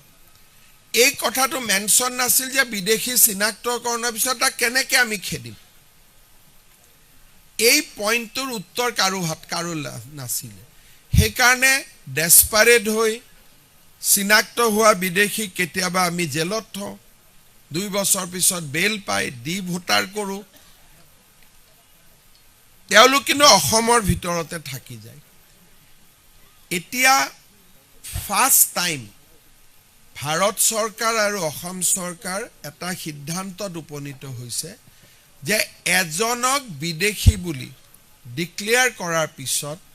তেওঁ ভাৰতত থকাৰ তেওঁৰ অধিকাৰ নাই আমি তেওঁক পুছবেক কৰিম আৰু অলৰেডি যোৱা 3 মাহত more than 2000 person has been pushed back দুই এজন কেতিয়াবা ঘূৰি আহিব খোজে ধৰি আকৌ আমি পঠাই দিম আৰু বিবিচিৰ সিৰিয়েলত আপোনালোকে দেখিছে যে তেওঁলোক এতিয়া ঢাকাত আছে আৰু অসমীয়া ভাষাটো ভাঙা ভাঙা যেহেতু অসমত 71 চনৰ পিছত বহু বছৰ থাকিলে অসমীয়া ভাঙা ভাঙাতে কথা কৈছে so it shows that আমাৰ পলিসি আমি যেটো বৰ্তমান লব পাৰিছো ই এফেক্টিভ ভাৰত চৰকাৰে সহযোগিতা কৰিছে কাৰণ সুপ্ৰিম কোৰ্টে কৈছে যে once a person is declared as a foreigner state government the district magistrate has every authority to order his eviction from India গতিকে মই ভাবো যে অহা 5 বছৰত বিদেশী নাগৰিকৰ বহিষ্কৰণে এটা নতুন গতি চুব পাৰিব মই ভাবো যে বছৰত we can expel now 10,000 to 50,000 people যদি আমি আইডেন্টিফাই কৰিব পাৰো আৰু এইটো অহা 5 বছৰৰ যোৱা 5 বছৰত যদি এভিকশন ওয়াজ হলমাৰ্ক যে চৰকাৰে বিদেশীৰ বিৰুদ্ধে বিদেশীয়া দখল কৰা থকা মাটি আমি পুনৰ উদ্ধাৰ কৰিছো next 5 years the hallmark will be the number of expelled foreigners এতিয়া আমি কনফিডেন্ট যে আমি বিদেশী বিতৰণ কৰিব পাৰিম যেটো আগত কোনো অসমীয়াই ভবা নাছিল আমি কিছুমান কথা কৈ থাকিছিল ভাৰত আৰু বাংলাদেশৰ মাজত প্ৰত্যাৱৰ্তন চুক্তি কৰিব লাগে কোনেনো এনেকে লাখ লাখ বিদেশী নিজে খুজি লব গতিকে now we are not talking about প্ৰত্যাৱৰ্তন চুক্তি আমাক হেবিলাকৰ প্ৰয়োজন নাই will push back আৰু তাতে যি হ'ব হ'ব এতিয়া যি হ'ব বৰ্ডাৰতে হ'ব যোৱা কালি 18 জন বিদেশীক আমি পুশ বেক কৰিছো so that will be the new way to deal with the foreigners এতিয়া আমি নতুন ধৰণে foreignersক ডিল কৰিব পাৰিম মুখ্যমন্ত্ৰী ডাঙৰীয়া নতুন বছৰৰ শুভেচ্ছা জ্ঞাপন কৰিলো আপোনাক আৰু 5 বছৰ সম্পূৰ্ণ কৰাৰ দুৱাৰদলিত উপস্থিত হোৱাৰ বাবে অভিনন্দন জ্ঞাপন কৰিলো নিৰ্বাচনমুখী বছৰটোত নিশ্চিতভাৱে অসমৰ জনগাঁথনিৰ পৰিৱৰ্তন ডেমোগ্ৰাফিক চেঞ্জেছ এটা গুৰুত্বপূৰ্ণ ৰাজনৈতিক বিষয় হিচাপে আপোনালোকৰ দলৰ নেতাসকলে উপস্থাপন কৰিছে কিন্তু মোৰ প্ৰশ্ন দুটা মূলত প্ৰথমটো হ'ল যে খিলঞ্জিয়া ইছলাম ধৰ্মাৱলম্বী লোকসকল খিলঞ্জিয়া অসমীয়া মুছলমান লোকসকল তেওঁলোকে অকমান দুখ পাব পৰাকৈও কিছু কথা হৈছে হয়তো নেতৃবৰ্গৰ পৰা হোৱা নাই অলপ ভুল বুজাবুজিৰ এটা নেৰেটিভ সৃষ্টি হৈছে প্ৰথম কথা এই বিষয়টোৰ ওপৰত আপোনাৰ পৰা এটা মন্তব্য বিচাৰিলো আৰু দ্বিতীয় কথাটো হ'ল যে যোৱা কিছু দিনৰ পৰা বাংলাদেশ আৰু পাকিস্তানৰ পৰা আনকি আমি আমাৰ যেতিয়া মিডিয়াৰ নিউজ পেজবোৰ চাওঁ তাতো এক পলিটিক্যাল আইডিওলজিৰে পোষ্ট কিছুমান কৰে আক্ৰমণ কৰে আৰু এই বিষয়টোৱে অকমান সমগ্ৰ নিৰ্বাচনলৈকে এটা নেৰেটিভ সৃষ্টি কৰিবলৈ বা এটা বিশৃংখলতা সৃষ্টি কৰিবলৈ চেষ্টা কৰাৰ নিচিনা এটা সন্দেহ হৈছে এই সম্পৰ্কত আপোনাৰ হাতত কিবা তথ্য আছে নেকি বা প্ৰশাসনে নজৰ ৰাখিছে নেকি ধন্যবাদ কিছুমান কথাত যেনেকে খিলঞ্জিয়া মুছলমান সকলে দুখ পায় কিছুমান ক্ষেত্ৰত খিলঞ্জিয়া হিন্দু সকলেও দুখ পায় সো এনেকুৱা হ'ব নালাগে যে হিন্দু সকলৰ দুখ পোৱাটো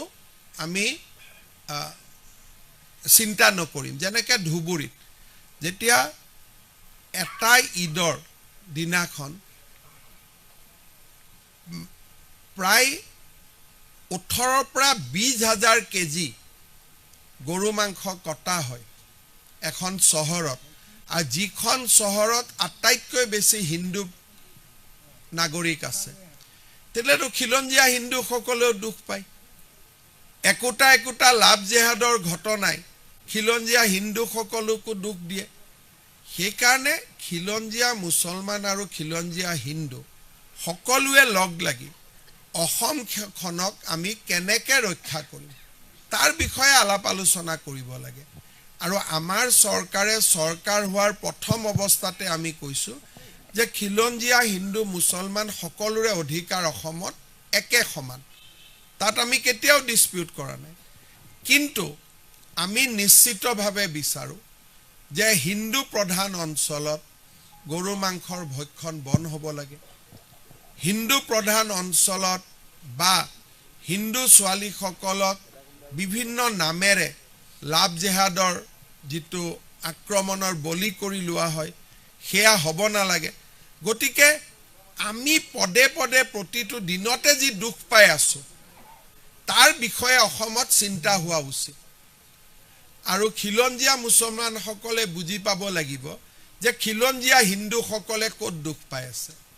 আৰু তেওঁলোকে মিয়া মুছলমানসকলৰ কিছুমানে যি অত্যাচাৰ কৰে ফেচবুক পোষ্ট লিখে কিবা লিখে যেতিয়া খিলঞ্জীয়া মুছলমানসকল সৰব হৈ উঠিব আজি যি বাংলাদেশৰ ঘটনা হৈছে বা প্ৰতিটো দিনে একোটা মিয়া মুছলমানে অবৈধ বুলিয়ে মই তেওঁলোকক কম ফেচবুক কৰে ইনষ্টাগ্ৰাম কৰে ইয়াৰ কাউণ্টাৰ যদি খিলঞ্জীয়া মুছলমান মানুহখিনিয়ে দিয়ে তেতিয়াহ'লে আমাৰ খিলঞ্জীয়া হিন্দু মানুহখিনিৰ শক্তিটো বাঢ়িব নহ'লে বৰপেটা ধুবুৰী গোৱালপাৰাত আমিতো আজি মাইনৰিটি গতিকে এই মাইনৰিটি মানুহখিনিক সাহস লাগে শক্তি লাগে শিৱসাগৰ ডিব্ৰুগড়ত আজি যেনেকৈ আমি খিলঞ্জীয়া মুছলিম মানুহখিনিক সন্মানৰ চকুৰে চাওঁ কোনো আমি ভেদ বিভাদ নকৰোঁ তেনেকৈ আমাৰ মনত থাকিব লাগিব যে নামনিত বাস কৰা সংখ্যালঘিষ্ঠ হিন্দুসকলৰ কথা আৰু দুইটা ধৰ্মাৱলম্বীৰ লোকে দুইটাৰে যেতিয়া মনোকষ্ট বুজি পাব তেতিয়া অসমখন স্বাভাৱিকভাৱে শান্তি হ'ব ধৰ্মীয় সম্প্ৰীতি বাঢ়িব ইজনৰ সিজনৰ বুজাবুজি বাঢ়িব গতিকে মই ভাবোঁ যে এই ক্ষেত্ৰত আমাৰ সকলোৰে কৰণীয় আছে আৰু সকলোৱে কৰিব লাগে অনাৰেবল চিএম ছাৰ মই বড়োলেণ্ডৰ পৰা আহিছোঁ সংবাদ জগতৰ মোৰ ৩৫ বছৰৰ আহি আছোঁ মই এখন দৈনিক বাতৰি কাকতৰ সম্পাদক হয় মোৰ কাকতখন চানচে বদলি ইংখং আগত 2004 চনৰ আগত বড়ো কাকত নাছিল আমাৰ ডেইলি বড়ো কাকত ইউজি ব্ৰহ্ম ডাঙৰীয়াই মোৰ কাকতখন উন্মোচন কৰিছিলে 2004 চনত এতিয়া মই কথা কওঁ ছাৰ আপোনাক ৰাইজে ভাল পায় আৰু আপোনাৰ এই 5 বছৰত যিখিনি পদক্ষেপ লৈছে আঁচনি যোগিত কৰিছে ৰূপায়ণ কৰিছে আপোনাক ৰাইজে ভাল পায় আৰু আমি ভাল পাওঁ এতিয়া মোৰ কথা কম বড়োলেণ্ডৰ কথা অলপ কম মই ছাৰ ইয়াত বড়োলেণ্ডত বা নামনি অসমখন সংঘৰ্ষ জড়িত হৈছিল এই কাৰণত মোৰ ব্যক্তিগত অভিজ্ঞতা মই ক'ব বিচাৰিছোঁ যে নামনি উজনি এই ভাৱটো আগত অসমত আছিল আৰু উজনি অসমখন আগবাঢ়ি গৈছিল নামনি অসমখন পিছ পৰি গৈছিল যাৰ কাৰণে আমাৰ ইয়াত আন্দোলনো হৈছিলে বড়োলেণ্ড আন্দোলনো হ'ল বড়োলেণ্ড সৃষ্টিও হ'ল এতিয়া বড়োলেণ্ড সৃষ্টি হোৱাৰ পিছত 2003 চনৰ পিছত যেনেকৈ অগ্ৰগতি হ'ল ডেভেলপমেণ্ট হ'ল বড়োলেণ্ডখন ৰাইজে একদম শান্তিত আছিলে আৰু ৰাইজে আশা কৰিছিল যে আমাৰ বড়োলেণ্ড ৰাজ্যখন দৰকাৰেই নহয় যে তেনেকুৱা যদি অগ্ৰগতি হয় কিন্তু ছাৰ ইয়াত এই অগ্ৰগতি বিষয়ত কিছুমান ৰাজনৈতিক লাভালাভৰ কাৰণে কিছু সংঘৰ্ষ সৃষ্টি হৈ আছিলে তেতিয়াৰ পৰা যাৰ কাৰণে এই অঞ্চলত বিভিন্ন বিভেদ কাম লৈছিলে 2000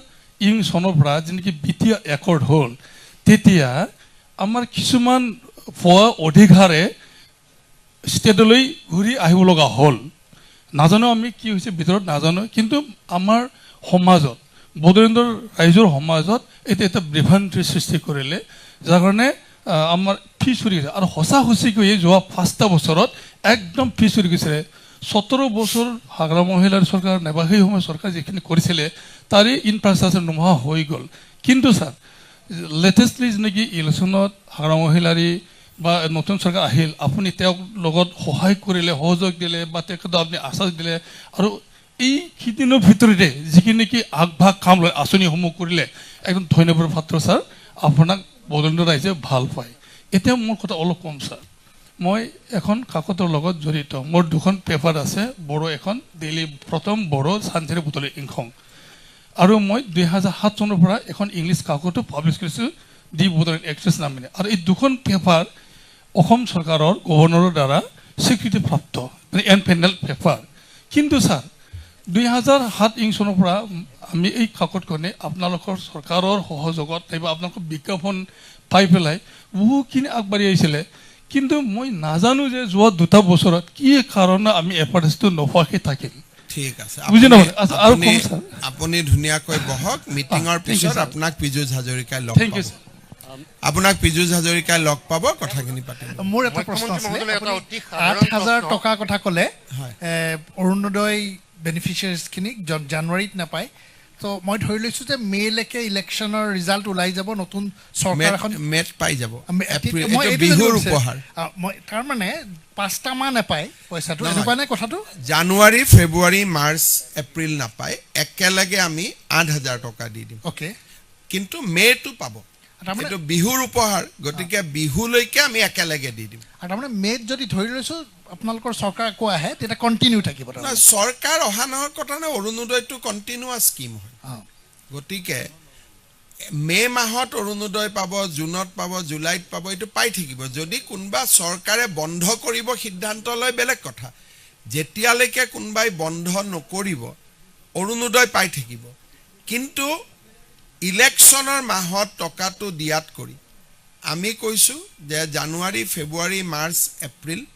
যোগ কৰিলে কিমান হয় 5,000 হয় 5,000 লগত 3,000 আমি আৰু যোগ কৰি দিলোঁ 8,000 টকা আমি একেলগে তেওঁলোকক দি দিলোঁ মে'ৰ পৰা আকৌ কিমান টকা হ'ব মে'ৰ পৰা আকৌ 1250 হৈ যাব মে'ৰ পৰা আকৌ 1250 মে'ৰ পৰা মাহৰটো পাই থাকিব সাধাৰণ বিহু প্ৰশ্ন মুখ্যমন্ত্ৰী মহোদয়লৈ এইটো একেলগে বিহু বুলি আমি দি দিলোঁ 8,000 টকা যাতে তেওঁলোকে এটা ভাল কামত তাক খৰচ কৰিব পাৰে এইটোৱে বিৰোধীয়েতো ডেফিনেটলি এইটোক লৈ এটা বিৰাট ৰাজনীতি কৰিবলৈ চেষ্টা কৰিব চাওক ৰাজনীতিটো তেওঁলোকৰ ভালৰ কাৰণেই কৰিলোঁ যদি মাৰ্চত আৰু এপ্ৰিলত আমি অৰুণোদয় দিওঁ তেওঁলোকে ইলেকশ্যন কমিশ্যনক কমপ্লেইন কৰিব যে কিয় অৰুণোদয় দি আছে ইলেকশ্যনৰ মাহ গতিকে তেওঁলোকে যাতে কমপ্লেইন কৰাৰ সুযোগ নাপায় আৰু ৰাইজেও যাতে হাতত একেলগে পইচা এটা পায় কিবা বিহু বুলি কিবা এটা ভাল কামত খৰচ কৰিব পাৰিব সেইকাৰণে 20 ফেব্ৰুৱাৰী তাৰিখে আমি তেওঁলোকক একেলগে 8,000 টকা বেংকৰ একাউণ্টত এখন মিটিং পাতি আমি ট্ৰান্সফাৰ কৰি দিম কিন্তু বিহু পাৰ হৈ গ'ল বিহুৰ পিছত আকৌ 1250 টকা পাই থাকিব যদি ইলেকশ্যনৰ সময়ত আমি ঘোষণা কৰোঁ যে নহয় আমি আৰু বঢ়াই দিম বেলেগ কথা কিন্তু আমি একেলগে তেওঁলোকক 8,000 টকা দিম মুখ্যমন্ত্ৰী মহোদয় এটা প্ৰশ্ন সুধিব খুজিছোঁ যিহেতু সন্মুখত নিৰ্বাচন আপুনি ছ'চিয়েল মিডিয়াত খুব ব্যস্ত থাকে এটা খুব কমিক কেৰেক্টাৰ আমি দেখিছোঁ পাইজান বুলি আৰু নাচাওঁ এইবিলাক কিন্তু বিজেপিয়ে ইতিমধ্যে ৰাহুল গান্ধীক পাপু বুলি এই কৰিছে এতিয়া আপোনালোকে মানে বিশেষকৈ বিজেপিয়ে যিটো আমি খুব খুহুতীয়া চৰিত্ৰ দেখা পাইছোঁ পাইজান বুলি মানে গৌৰৱ গগৈক পাইজান বুলি এই কৰিব খুজিছে নেকি এনেইতো গৌৰৱ গগৈটো পাইজান হয়েই ছ'চিয়েল মিডিয়াত কি লিখিছে লিখা নাই মই নাজানো হি ইজ ডিপলি কানেক্টেড পাইজান ইমান জনপ্ৰিয় হৈছে মানে এতিয়া his family is deeply connected to Pakistan establishment যিটো মই এতিয়া হৈ গ'ল কোনোবা এদিন আৰু আপোনালোকক বেছি ৰখাই নথওঁ মই খুব সোনকালে within a very short time মই আপোনালোকৰ হাতত এভিডেঞ্চখিনি দি দিম বাকীটো কি লিখিছে ছ'চিয়েল মিডিয়াত মই নাজানো বাট তেওঁৰ গতিবিধি চাইতো তেওঁকতো পাইজান যেন লাগে কিন্তু কি লিখিছে মই দেখা নাই ছ'চিয়েল মিডিয়াত Mr. Chief Minister, wish you a very happy new year. And Assam elections are nearing. So what would be your strategy for the upcoming election and your approach with your alliance partners, particularly in Bodoland because DPF and UPPL are hinting on going solo? You see that our first priority will be to have a alliance where we can share seats with both UPPL and BPF. So that will be our effort. But if practically, if that is not possible, then we have to request both the party that whatever seats will contest, let at least minimum on that we can fight as a friendly one. Then in other seat, let both the party fight and decide who will win. But this is the extreme step. I am confident that at some point of time we will be able to bring both the party in the same platform and that effort will be continued by us. So our primary effort will be to see that BPF, UPPL and BJP fought election together. if at all it is possible. Mr. Chief Minister, this side. So, 26 চনত BJP জিকাটো মই নাভাবো যে কিবা সমস্যা আছে কাৰণ মানুহৰ মাজত আমি থাকো আৰু মানুহৰ পালছটো অলপ চলপ বুজিবও পাৰো নাম্বাৰ অফ সিটস মই প্ৰেডিকশন নকৰো কিন্তু সৰকাৰ এনডিএৰ হ'ব সৰকাৰ বিজেপি হ'ব তাত মোৰ মনত কোনো সন্দেহ নাই মুখ্যমন্ত্ৰী মহোদয় প্ৰথমতে নতুন বছৰৰ শুভেচ্ছা জনালো আৰু দ্বিতীয়তে সাংবাদিকৰ উপৰিও গুৱাহাটী মহানগৰৰ বাসিন্দা হিচাপে আমি গৌৰৱান্বিত যে গুৱাহাটীখন নতুন ৰূপত উদ্ভাসিত হৈছে আৰু এনেকুৱা ৰূপ আগতে দেখা নাছিলোঁ আৰু অনাগত দিনত হয়তো বাকীখিনি হ'ব এতিয়া মুখ্যমন্ত্ৰী মহোদয় 2021 চনৰ 10 মেত যেতিয়া আপুনি মুখ্যমন্ত্ৰী হিচাপে শপত লৈছিলে তেতিয়া এখন নতুন অসম আপুনি দেখিছিল আৰু এই বিগত প্ৰায় 5টা বছৰ হোৱা নাই 4টা মাহ বাকী আছে আপুনি কিছু সম্পূৰ্ণ কৰিলে আৰু কি আপোনাৰ আধৰুৱা সপোন আছে কিমান পাৰ্চেন্টেজ এতিয়াও বাকী আছে বুলি ভাবে আপোনাৰ সপোনৰ অসমখন যেটো আপুনি এটা ৰূপৰেখা দীৰ্ঘদিন ধৰি লৈ আছিল হেতু বিষয় আৰু দ্বিতীয়তে আপুনি যেতিয়া সৰকাৰ আহিছিল তেতিয়া আমি আশা কৰিছিলো যে অসমৰ এটা দীৰ্ঘদিনীয়া সমস্যা হেয়া হল আলফা বিশেষকৈ আলফাৰ সকলো সংগঠন উগ্ৰপন্থী সংগঠনৰ অসমত সমস্যা সমাধান হৈ গল নো ট্ৰাইবেল মিলিটেন্স অলসো কিন্তু আলফা স্বাধীন থাকি গল গতিকে হেক মানে বিন্দু কোনো কিতালৈকে শেষ হ'ব পাৰে আৰু আপোনাৰ সপোনৰ অসমখন আৰু কিমান শতাংশ বাকী আছে সক প্ৰথম আমি চাব লাগিব যে 5 বছৰত এখন সৰকাৰে কিমান কৰিব পাৰে আৰু যদি সেইটো দৃষ্টিভংগীৰে আমি চাওঁ আজি আমি যিমান বিলাক কাম কৰিছো আজি গুৱাহাটী বুলি নহয় ডিব্ৰুগড় সেকেন্ড ক্যাপিটাল হল 29 জানুৱাৰী তাৰিখে অমিত শাহ ডাঙৰীয়াই তাৰ আধাৰশিলা স্থাপন কৰিব ৰংঘৰৰ নৱনিৰ্মাণৰ কাম চলি আছে মাধৱদেৱ কলাক্ষেত্ৰ নুমলীগড়ত টানেল আমাৰ বৰদুৱাত মহাপুৰুষ শ্ৰীমন্ত শংকৰদেৱ আবিৰ্ভাৱ ক্ষেত্ৰ শিলচৰত টাউনৰ মানুহৰ কাৰণে বহুত ডাঙৰ ফ্লাইওভাৰ এখন যিখন তেওঁলোকৰ বহুত প্ৰয়োজনীয় আছিল বৰাক ভেলিত মিনি সেক্ৰেটাৰিয়েট বিটিএডিত এক ভাবিব নোৱাৰা পৰিৱৰ্তন গতিকে মই ভাবো যে 5 বছৰৰ ভিতৰত আমি যিমান কৰিব পাৰিছো আমি হিমানখিনি কৰিব চেষ্টা কৰিছো কিন্তু অসমৰ যাত্ৰা এতিয়া মাত্ৰ আৰম্ভ হৈছে আগতে আমি ওয়াৰ্ল্ড ক্লাস ইনফ্ৰাস্ট্ৰাকচাৰৰ কথা অসমত চিন্তাই নকৰিছিলো আজি এতিয়া মানুহে আৰম্ভ কৰিছে যে নহয় this is possible Guwahati airport দেখিছে মানুহে কৈছে যে নহয় আমাৰো বেংগলুৰুৰ দৰে মাদ্ৰাজৰ দৰে বম্বেৰ দৰে আমাৰ ইয়াতো হ'ব পাৰে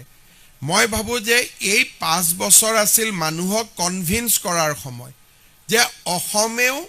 এটা নতুন দিনত প্ৰৱেশ কৰিব পাৰে খালি মানুহৰ কোঅপাৰেশন লাগে আজি আমি যোৱা 5 বছৰত মানুহক কনভিন্স কৰিব পাৰিলো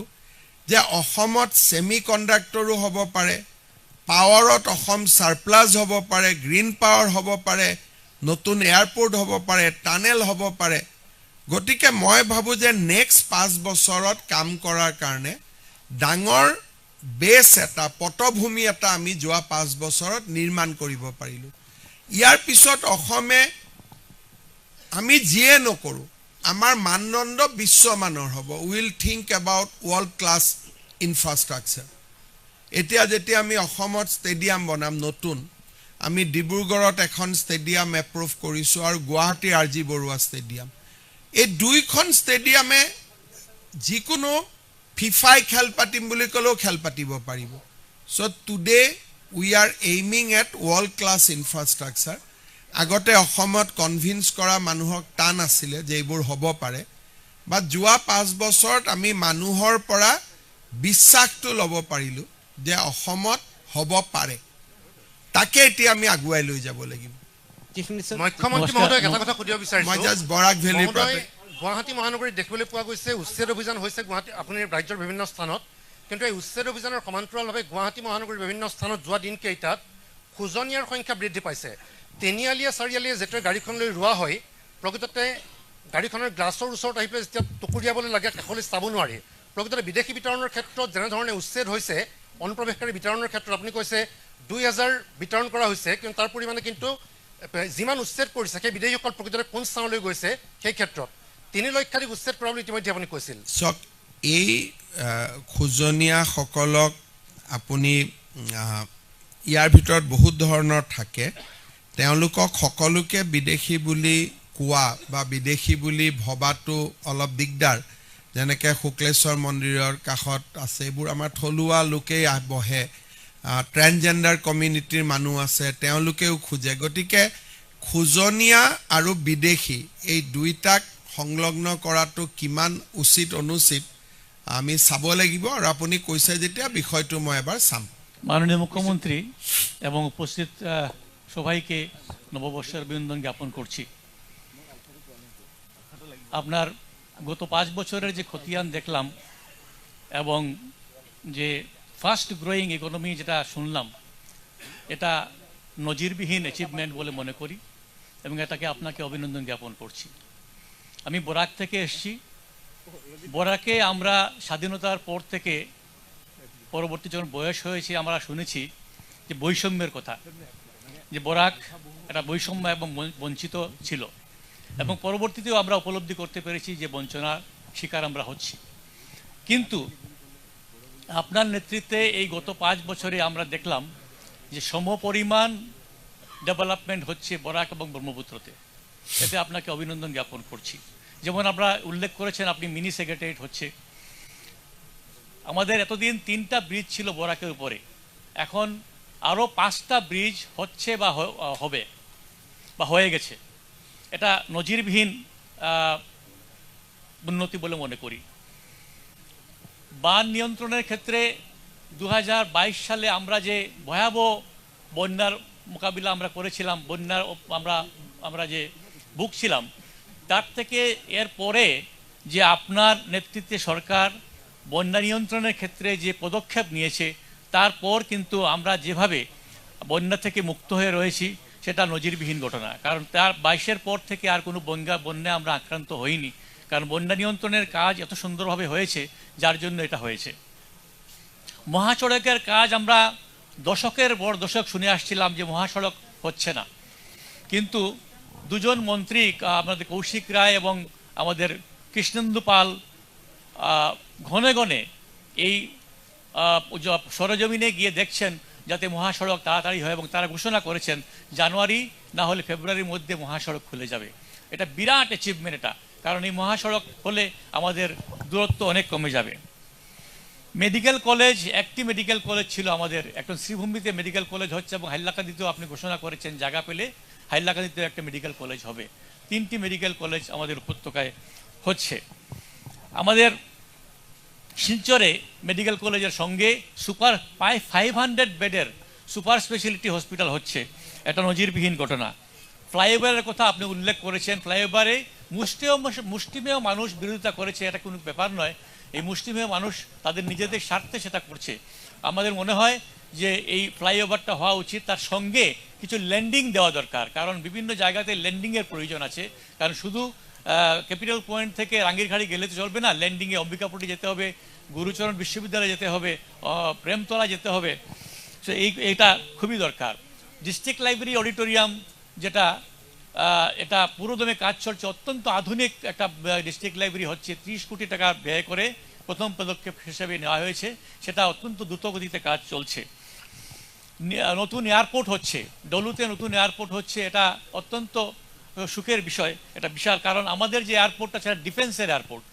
সেই নিজস্ব এটা আমাদের এয়ারপোর্ট অথরিটি অফ ইন্ডিয়া একটা এয়ারপোর্ট হচ্ছে এটা খুশির বিষয় স্বাধীনতার পর থেকে শিববাড়ি রোডে একটা ইরোশন সেই ইরোশনকে কোনো অবস্থায় বন্ধ করা যাচ্ছিল না কিন্তু আপনার নেতৃত্বে যে সরকার হয়েছে সেটা এই মুহূর্তে আরম্ভ করেছে এলিভেটেড করিডোর করে সেই শিববাড়ির যে বন্ধ করা হচ্ছে আমার এইমস হবে 4 লেন লাইন হবে আমার কথা হলো যে একটা দাবি যে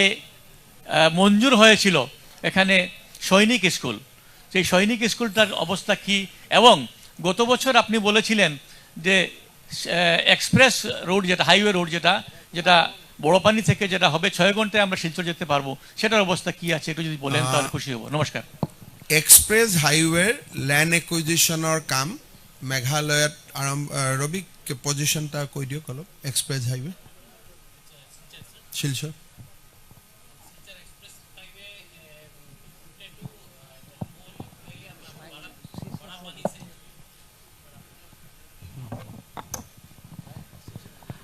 बड़ा पानी से till it goes to Silchar area তাৰ ভিতৰত অলমোস্ট 85% এটু জায়গা আমার মেঘালয়ত পড়িব and 15% অসমত পড়িব। and এটু জায়গা ল্যান্ড একুইজিশন আমাৰ ফালৰ পৰা অসমৰ ফালৰ পৰা আৰম্ভ হৈ গ'ল। সেইফালে মেঘালয়তো তেওঁলোকৰ নিয়ম বিকজ হিল কাউন্সিল এৰিয়াত পড়িব, সেইটো নিয়মটো বেলেগ। NHIDCL গোটেইটো প্ল্যান কৰিছে এনভাইৰনমেণ্টেল ক্লিয়াৰেন্সটো এই আমাৰ আৰু বাই এনাদাৰ 4-5 উইকছ ভিতৰত ল'ব। ল'লে then the tender to before February 28th tender to float kora kotha ase aru once it is work is allotted they have a plan to complete within 48 months. Basically land acquisition work has started, tender is ready, environmental clearance hoar lage lage tender will be issued and total within 48 months works will be completed. So it will be Guwahati আৰু শিলচৰৰ distance will be just 6 hours. আৰু এতিয়া গুৱাহাটীৰ পৰা বৰ্ণিহাটটো 6 লেন কৰাৰ কাৰণে proposal আৰম্ভ হৈছে যাতে বৰ্ণিহাটত লেণ্ড কৰি আমি গুৱাহাটী সোনকালে আহি পাব পাৰোঁ। চ' বৰাকত দুটা প্ৰজেক্ট দলু এয়াৰপৰ্ট আৰু express highway this will change Barak valley অসমৰ লগত একেবাৰে ওচৰ চপাই দিব ৰেষ্ট অফ দ্য আছামৰ লগত।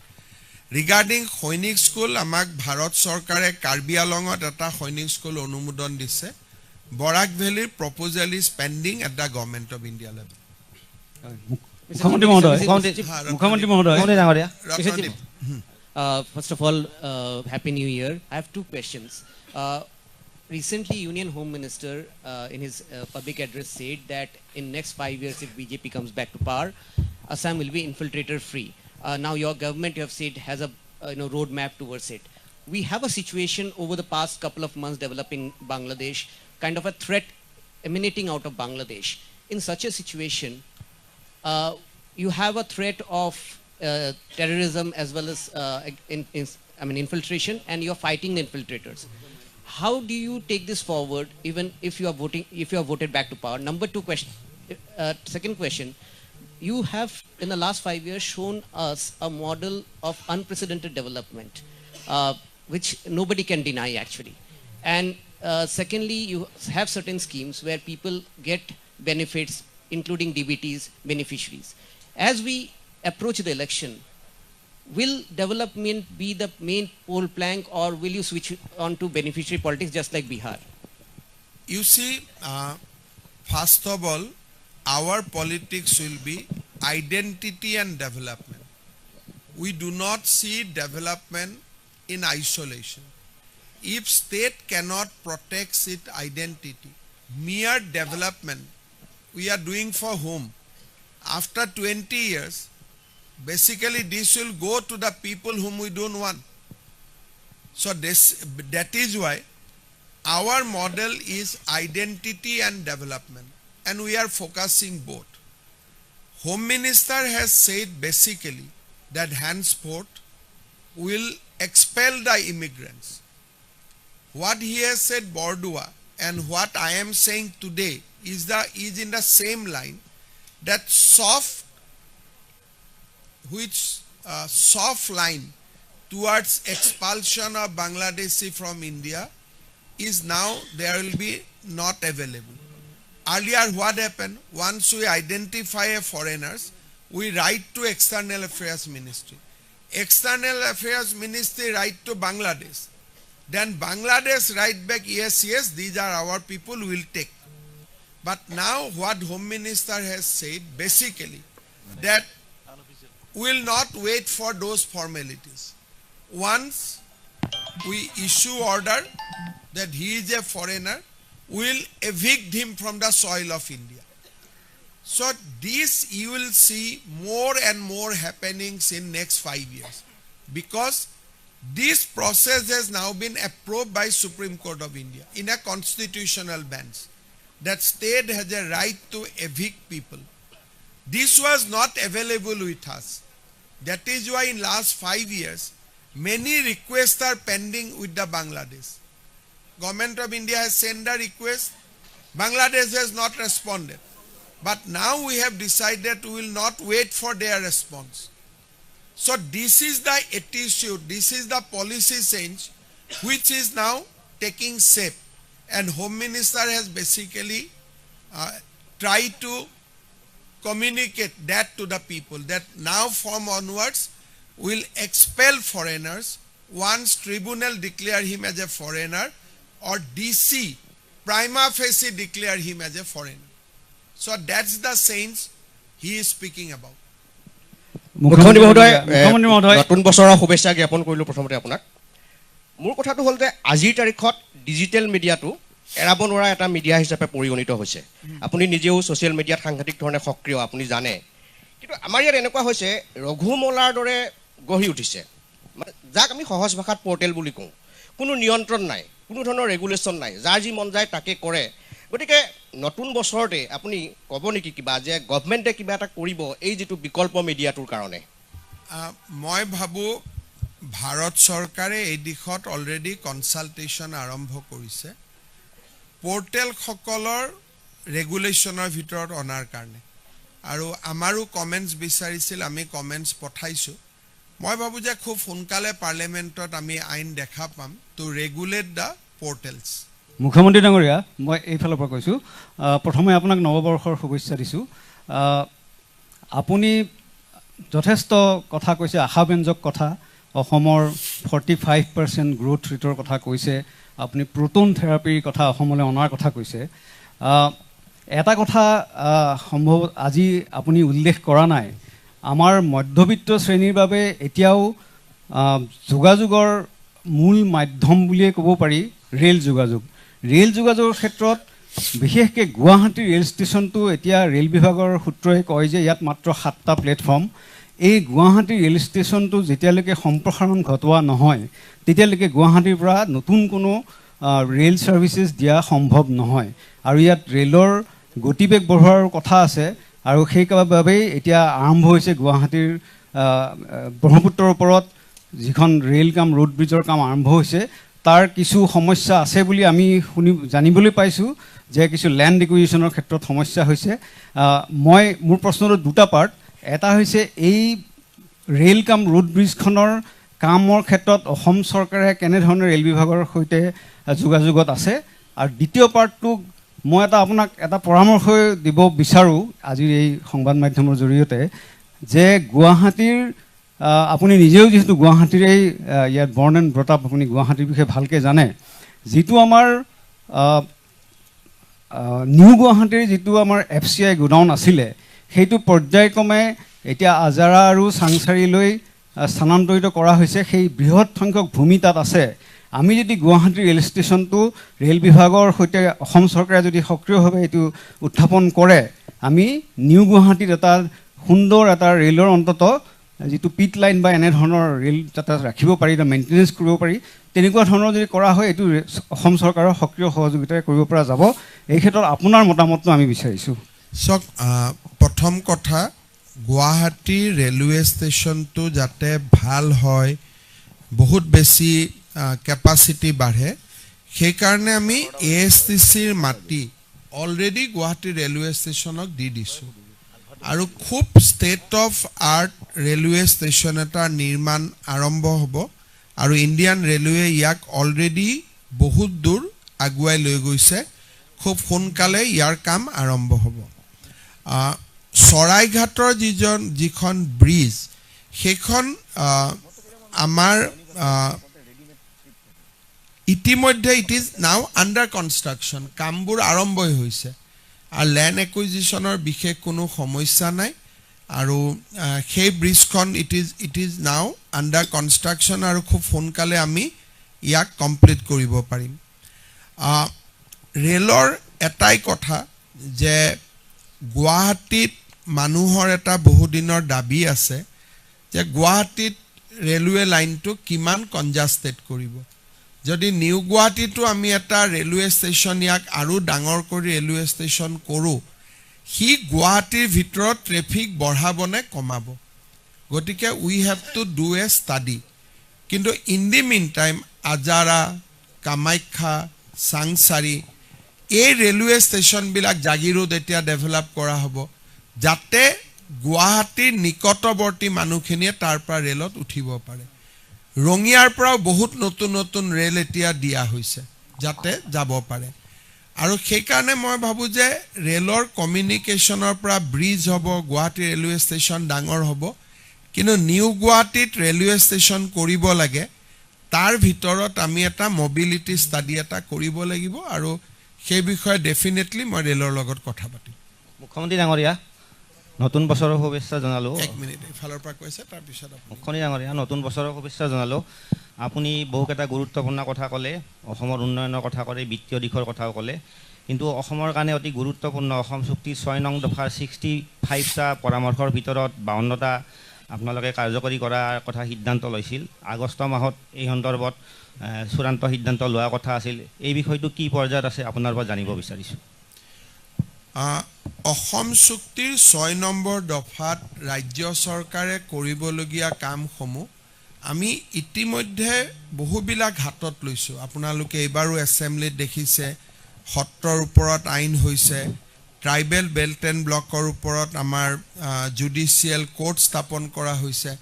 চ' ক্লজ 6 ইমপ্লিমেণ্টেশ্যনটো এতিয়া অনগয়িং প্ৰচেছ আমি কৰি কৰি গৈ থাকিম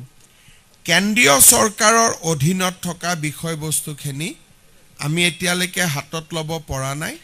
ষ্টেটৰ কামখিনি আমি ধুনীয়াকৈ আগবঢ়াই লৈ গৈ আছোঁ মুখ্যমন্ত্ৰী মহোদয় পোনপ্ৰথমে আপোনাক নৱবৰ্ষৰ শুভকামনা জনাইছোঁ আৰু ইয়াত উপস্থিত থকা সকলোকে শুভকামনা জনাইছোঁ মই 1993 চনৰ পৰাই সাংবাদিকতাত জড়িত বৰ্তমান স্বৰ্ণলিপি আলোচনী যিখন গৱেষণাধৰ্মী আলোচনী অসমৰ বিশ্ববিদ্যালয় মহাবিদ্যালয়বিলাকত সকলোতে গৃহীত হৈছে সেইখনৰ সম্পাদনা কৰি আছোঁ 16 বছৰত ভৰি দিছে ইয়াৰ পূৰ্বে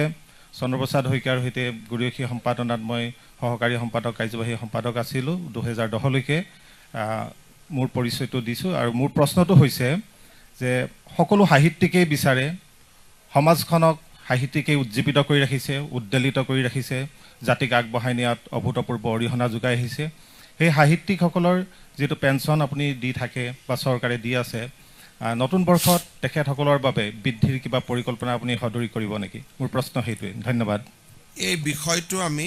নতুন চৰকাৰ আহক নতুন চৰকাৰলৈকে এৰি থৈ দিম কাৰণ এতিয়াতো বাজেট নহবই বাজেট যি প্লেনিং কৰা আছে সেইখিনিয়ে হ'বগৈ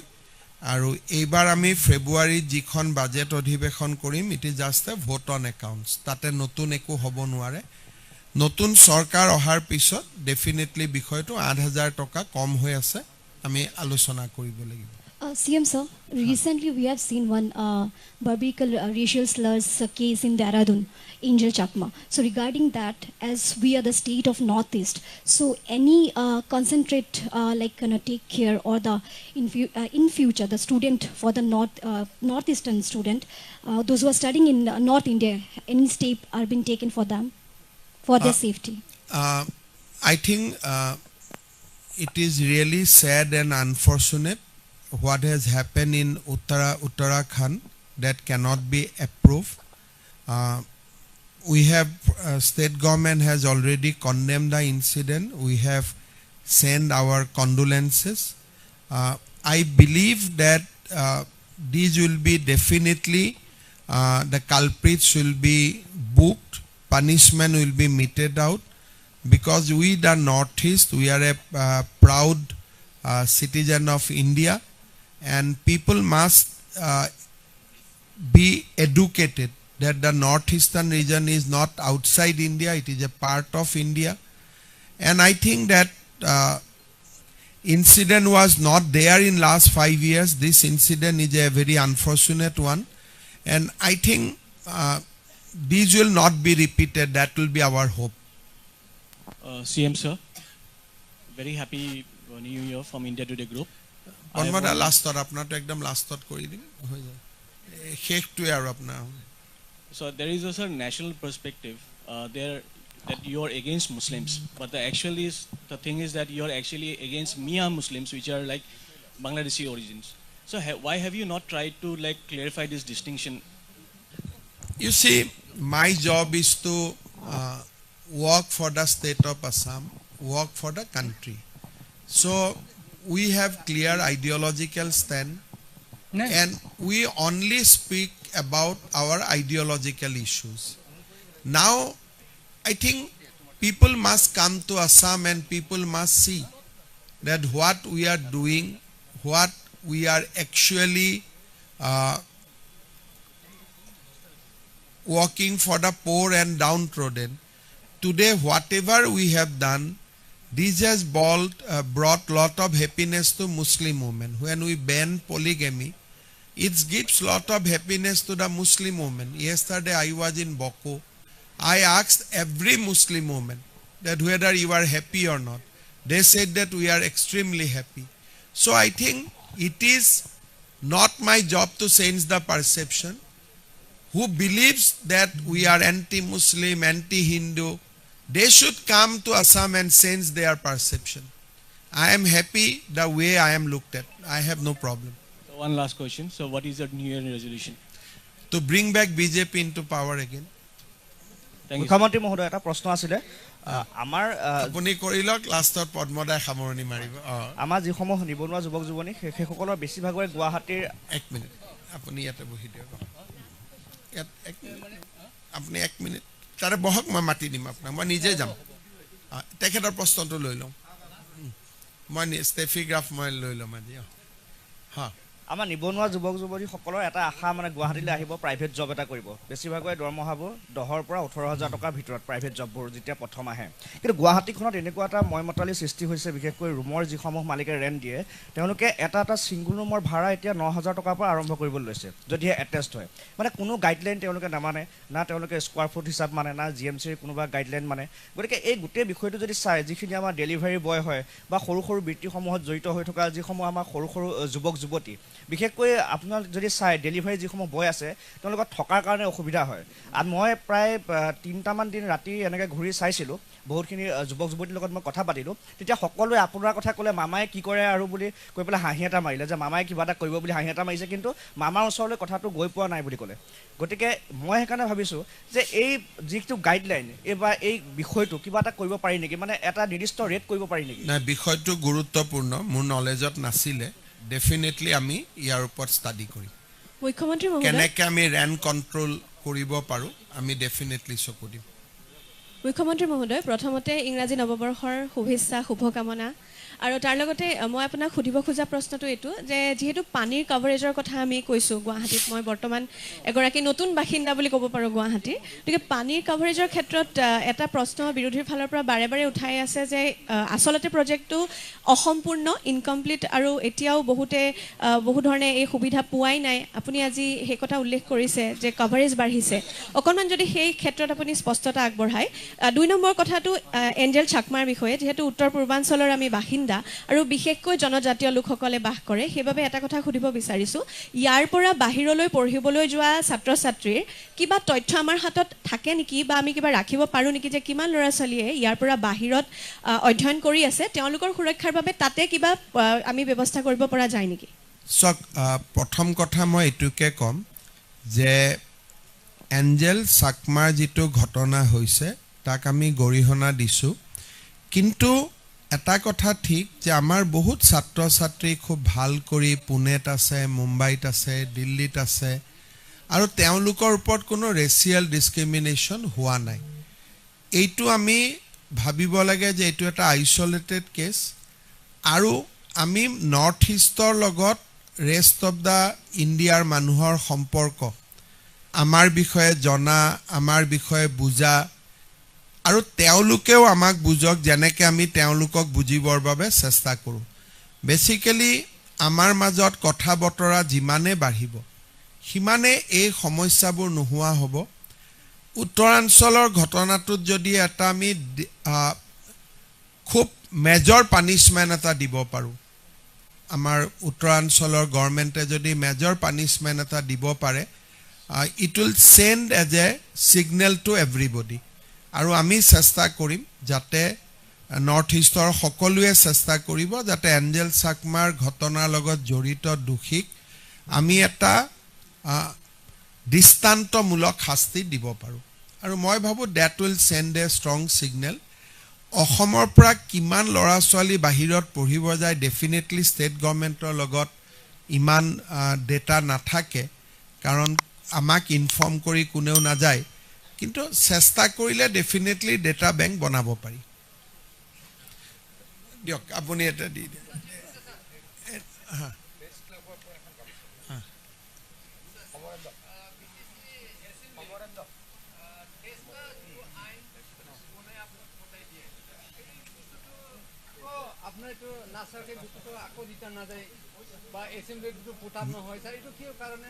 মই বড়োলেণ্ডৰ মন্ত্ৰী ডাঙৰীয়াক সুধিব লাগিব মোৰ টেবুলত এখনো আইন অহা নাই কিন্তু যদি কৰবাত কিবা হৈ আছে মই চেক কৰি দিম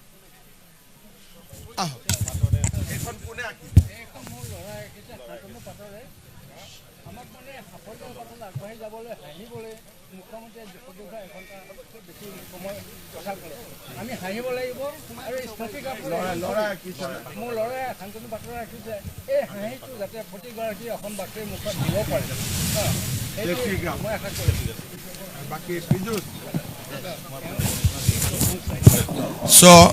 সকলোকে ধন্যবাদ জনাই আজিৰ অনুষ্ঠান ইয়াতে সামৰণি মাৰিছোঁ সকলোকে ভাত এসাঁজ খাবলৈ নিমন্ত্ৰণ জনাইছোঁ